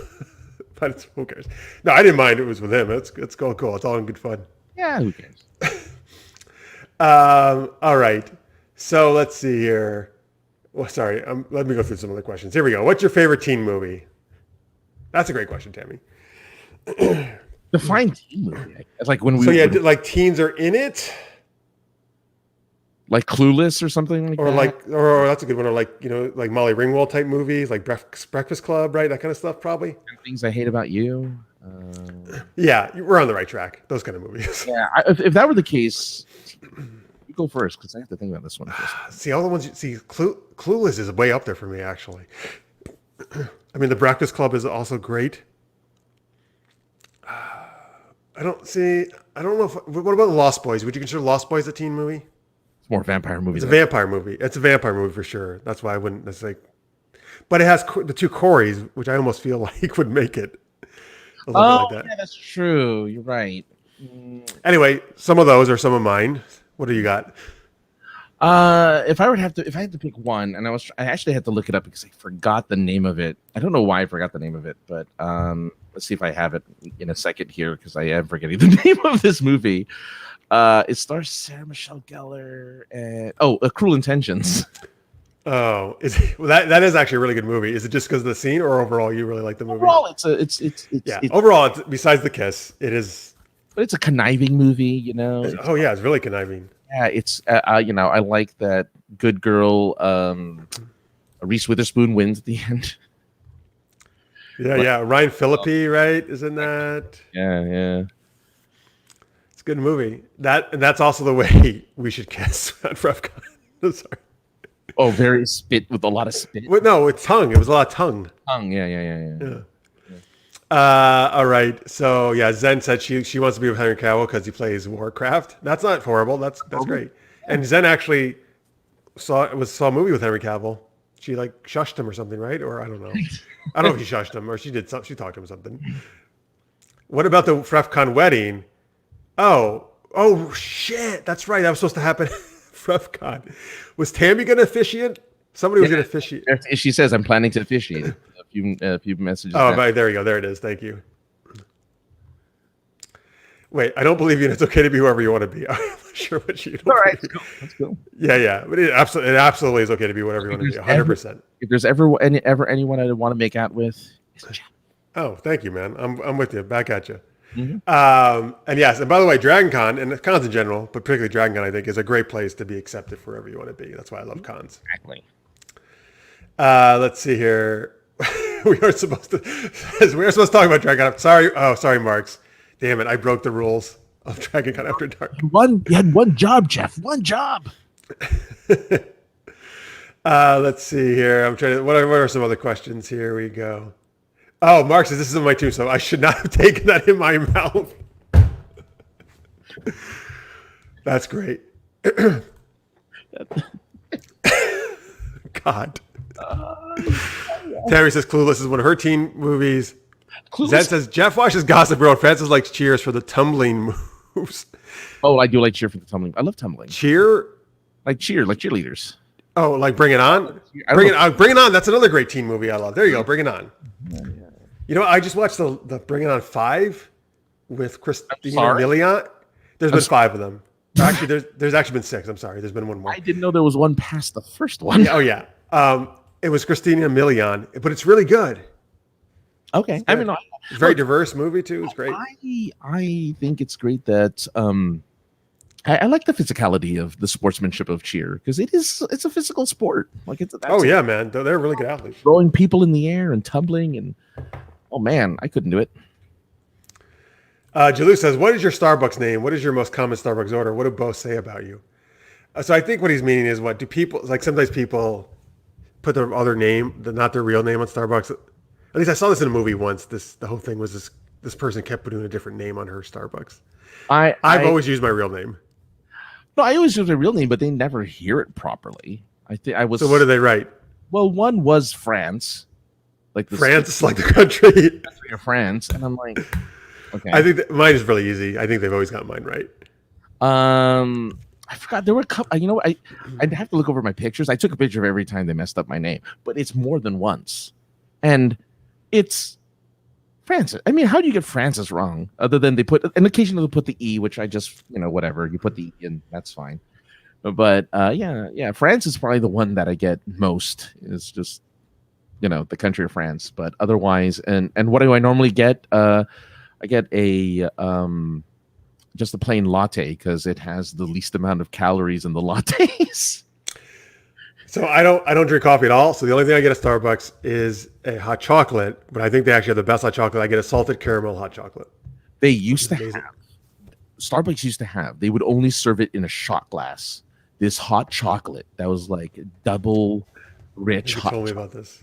It was the most amazing thing I've ever had, and I hate that they got rid of it. But they only served it in a small shot glass, and it was fantastic. I wish they never got rid of it. It was so good. All right. Zen put Zen at Starbucks. That's cool. Wait, is there a goth chick at Starbucks? Is that what she means? Or is that maybe what she puts on her cup? That would be great. She could be talking about Clueless. There's a goth chick in Clueless. There's a goth chick in. Wait, there's not a goth chick in Clueless. Isn't there the goth chick in like the big guy, the larger gay man, and the larger gay man. You know what I'm thinking what movie are you thinking of? Mean Girls. I think I'm thinking of Mean Girls. Oh, okay. Tammy says, I guess I should not worry about bringing on sex. Just get on. Okay. And by the way, Zen says, that's right. I'm the best man, damn it. And then Jalou says, I have my Borong Tagalog. Oh, that's a Filipino, right? Yeah, it's like a see-through it's like a see-through shirt that the groom and the best man wear. It's like a very, very traditional. Isn't Tagalog the language? Tagalog, yeah. Tagalog? How do you say the other one? Borong? Borong. All right, so there you go. Jalou's your best man. Zen is my best man. Perfect. Tammy's officiating. We got it. Sweet. Marks, if you could only bring one book to live on a lost island. So wait, the island of Lost the show or just a lost island? What book would it be? Running away from the mist monster to be reading a book. Smoke monster, I'm sorry. Yeah. Oh boy, one book. The one book I read a lot. Well, let's see. trying to think of the book I read. I read a lot. The problem is, I feel like I want to make it a collection though, right? Because so it's not so short, or so it's like if you're going to be stuck on an island. I'd probably say then Piers Anthony's Apprentice Adept series because it's 7 books. It is, yeah. Like if I could put that all in one collection. There you go. I'm a little surprised it isn't. Me too. You know what? It's actually they're all just single books now. Yeah. But you know what? Get them in hardcover. So if you have a library, you can get. What do you mean, like as a collection? Yeah. No, in other words, like for your library, you get the hardcover version of it, so you can have like the cool, fancy hardcover version. Oh yeah, I see. Just to look fancy. You mean? If one book, God, oh man, can I just bring a Kindle? No, I guess if it had to be a paper book, Hitchhiker's Guide series, 5-book trilogy, I would take with me. All right. Because you need a laugh when you're stuck on a lost island. And then Tammy says, the goth cheerleader, bring it on. We cheer for people to lose. Okay. Thank you, Tammy. You guys have any more questions or not? Just let us know. One last question here. Zen, was there ever a point in your life where you thought you were in the Hangover movie? So I guess I haven't seen the Hangover movies, but I'm assuming she means like what, when you were so drunk you didn't know what was going on? Is that what? Well, so in the Hangover movie, the point of the movie is they lose their friend who ends up getting drunk and locked at the roof of the Caesar's Palace. So which one are Vegas? Are we the guys stuck in the roof of the Caesar's Palace, or were we the guys looking for the friend? Because I've been the guy. Wait, are they not hungover? Well, they do have a hangover for like the first 10 minutes of the movie, but then they get over it because they're looking for their friend. They kind of sober up a little bit, and they just go through. Oh, she says looking. Oh, looking. Oh, we had to look for someone who was like a lost friend. Oh, I've done that. Yeah, I've been the lost friend. Yeah. I freaked out sometimes when people just disappear on me because not because they got drunk, but just because they don't announce. Some people just don't announce where they're going, but they're like, "I'll be back." I'm like, okay, and then they're like, in hours, where'd they go? Luckily nowadays with phones, it's a lot easier to do that, but. Yeah, but back then it's like, where the hell did they go? I don't know. And then when you find out, they were outside the whole time talking to some girl because they were flirting with them. It's like, oh, whatever. Moving on. Oh yeah, remember that back in the day where you actually had to agree on like a time and a meeting place when you split up with somebody? Oh yeah. Oh, I always had 50 cents in my pocket in case I need to use the payphone. Did you really? Yeah. Wait, why 50 instead of a quarter in case you had to talk more than like 2 minutes? Oh, our phones were 50 cents. Oh shit, you had expensive. Yeah, ours was quarter, man. When I was a kid, I don't remember how long, but ours were 50 cents. Yeah. Oh yes, okay. Got so hammered you misplaced your bestie. So I've never drank at all, so I've ever gotten hammered. I have drank, but I've never gotten hammered to the point where I've misplaced my bestie without getting hammered. If that works. Nice. Yeah, no, I'm usually the one taking care of my drunk friends. Like that's been my life, and yeah, I don't enjoy that. By the way, I've had people who got so drunk and they're really belligerent, and that I don't want any part of it. I've always had good experiences. Like, lucky you. I had a friend of mine who got so drunk, and he was just like, "Man, I love you, man. You're like my brother, man." And I'm like, "Yeah, it's good. Yeah. You want another drink? Yeah." And then so I'm driving this dude home, and that's very nice, by the way. That's good. Oh yeah. I was already. I know he was a nice drunk. That's good. Yeah. Oh yeah. He was great. He was nice up to a point because, he's like, "Hey, I'm so thirsty. My throat, it's so dry. I need water. Can you get me some water?" I'm like, "No problem, man. We'll go get some water." And I get him a bottle of water, and he's drinking it. The window's down. And he's like, looking out the window, he's looking kind of sick. He's like, "Oh man, thanks." Go. And he's like, oh, and his face is right out the window, right? And he puts his head into the freaking car. Okay, and I'm just like, oh my god, it's covered in it and everything, and I'm like, dude, no. And so I drive him half an hour. Wait a minute. Was it like all over the seat and the floor or something? All over the seat and the car floor. Now the story gets okay. So I drive him home for half an hour. He's drunk. I have to help him stand up. I'm walking to his door. He's like, hold on a second. and he's just without warning starts buckling his pants and dropping his pants so he can pee. And I'm like, I don't want to see it. Wait, where were you at, in a store? His front lawn. Oh, front lawn. Okay. We were at his front door. He's like, he's peeing. I'm like, oh my God, hurry up, dude. Finally get into his door. Okay. Next day, I cleaned it up that night. Vodka and pizza. That's all I could smell. Cleaned it up that night. It was during the summer. 3 months, the smell was there. And like, I cleaned it up. Oh, God. I cleaned up my car. What the hell happened? I cleaned up this car. Did you get did you go to any of the car washes where they do the inside? No, I should have. Because what ended up happening was I didn't realize the pizza and the vodka went curled under the seat and went under the chair. Oh, wait. So it was a mixture of his pizza and the vodka. He threw up all that? Yeah. I didn't realize it was chunky. Chunks of pizza? Yeah, there was chunks of pizza. Oh, it's so gross. So for 3 months, I didn't know where that smell was coming from. Oh, and it smelled in this hot $100 degree California heat, and it cooked in my car for 3 months until I finally glad you had a car that was only worth $100. That's good. It was a cheap car, but I bought a bottle of Febreze and I sprayed it every day in my car. So I'm like, I don't know where that smell is coming from until I finally looked under my chair. I'm like, oh, there it is. It was the worst.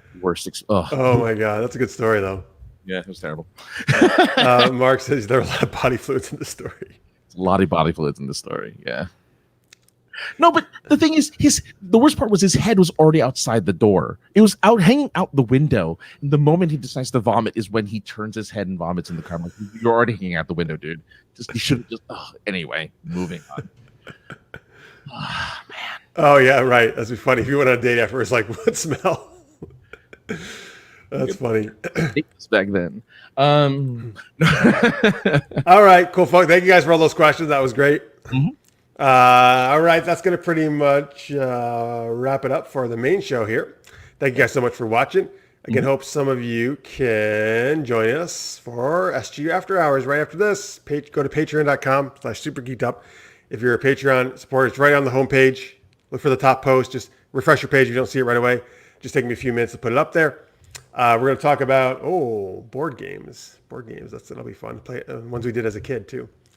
All right, and I'm sure we'll talk about lots of other tangential geeky stuff like we always do. All right, guys. So again, remember, we are off next week. No show next week, so Tammy can go on her date with her husband. But we will be back in 2 weeks with Heidi Cox from Dweeb Darlings and with some more geeky fun. Thank you guys so much for watching. Of course, remember, you can check out Francis over here at sinceresarcasm.net. Listen to some podcasts, right? Yes. Yep. New episodes coming out almost weekly now. So go check it out. Sweet. That's almost, sorry. It's kind of like you only die every once in a while. These podcasts come out almost every week. Yeah, it's almost every week. There's the Twitters, folks, at Super Geeked Up for me, at AK the Other Guy for Francis. Supergeekedup.com. Find our other stuff, including a lot of our gaming streams, including the ones we just did recently for Roll20Con, Super Knocked Up web series, all that good stuff. Thank you guys so much. Hopefully see some of you for After Hours just after this. And then, yes, thank you, Tammy. Thank you, everybody, so much for watching. We really appreciate you guys. And if you're not going to join us for After Hours, we will see you in 2 weeks, 11 p.m. Eastern, 8 p.m. Pacific, for some more geeky shenanigans. Until then, stay geeky, everybody. We'll see you soon. Bye.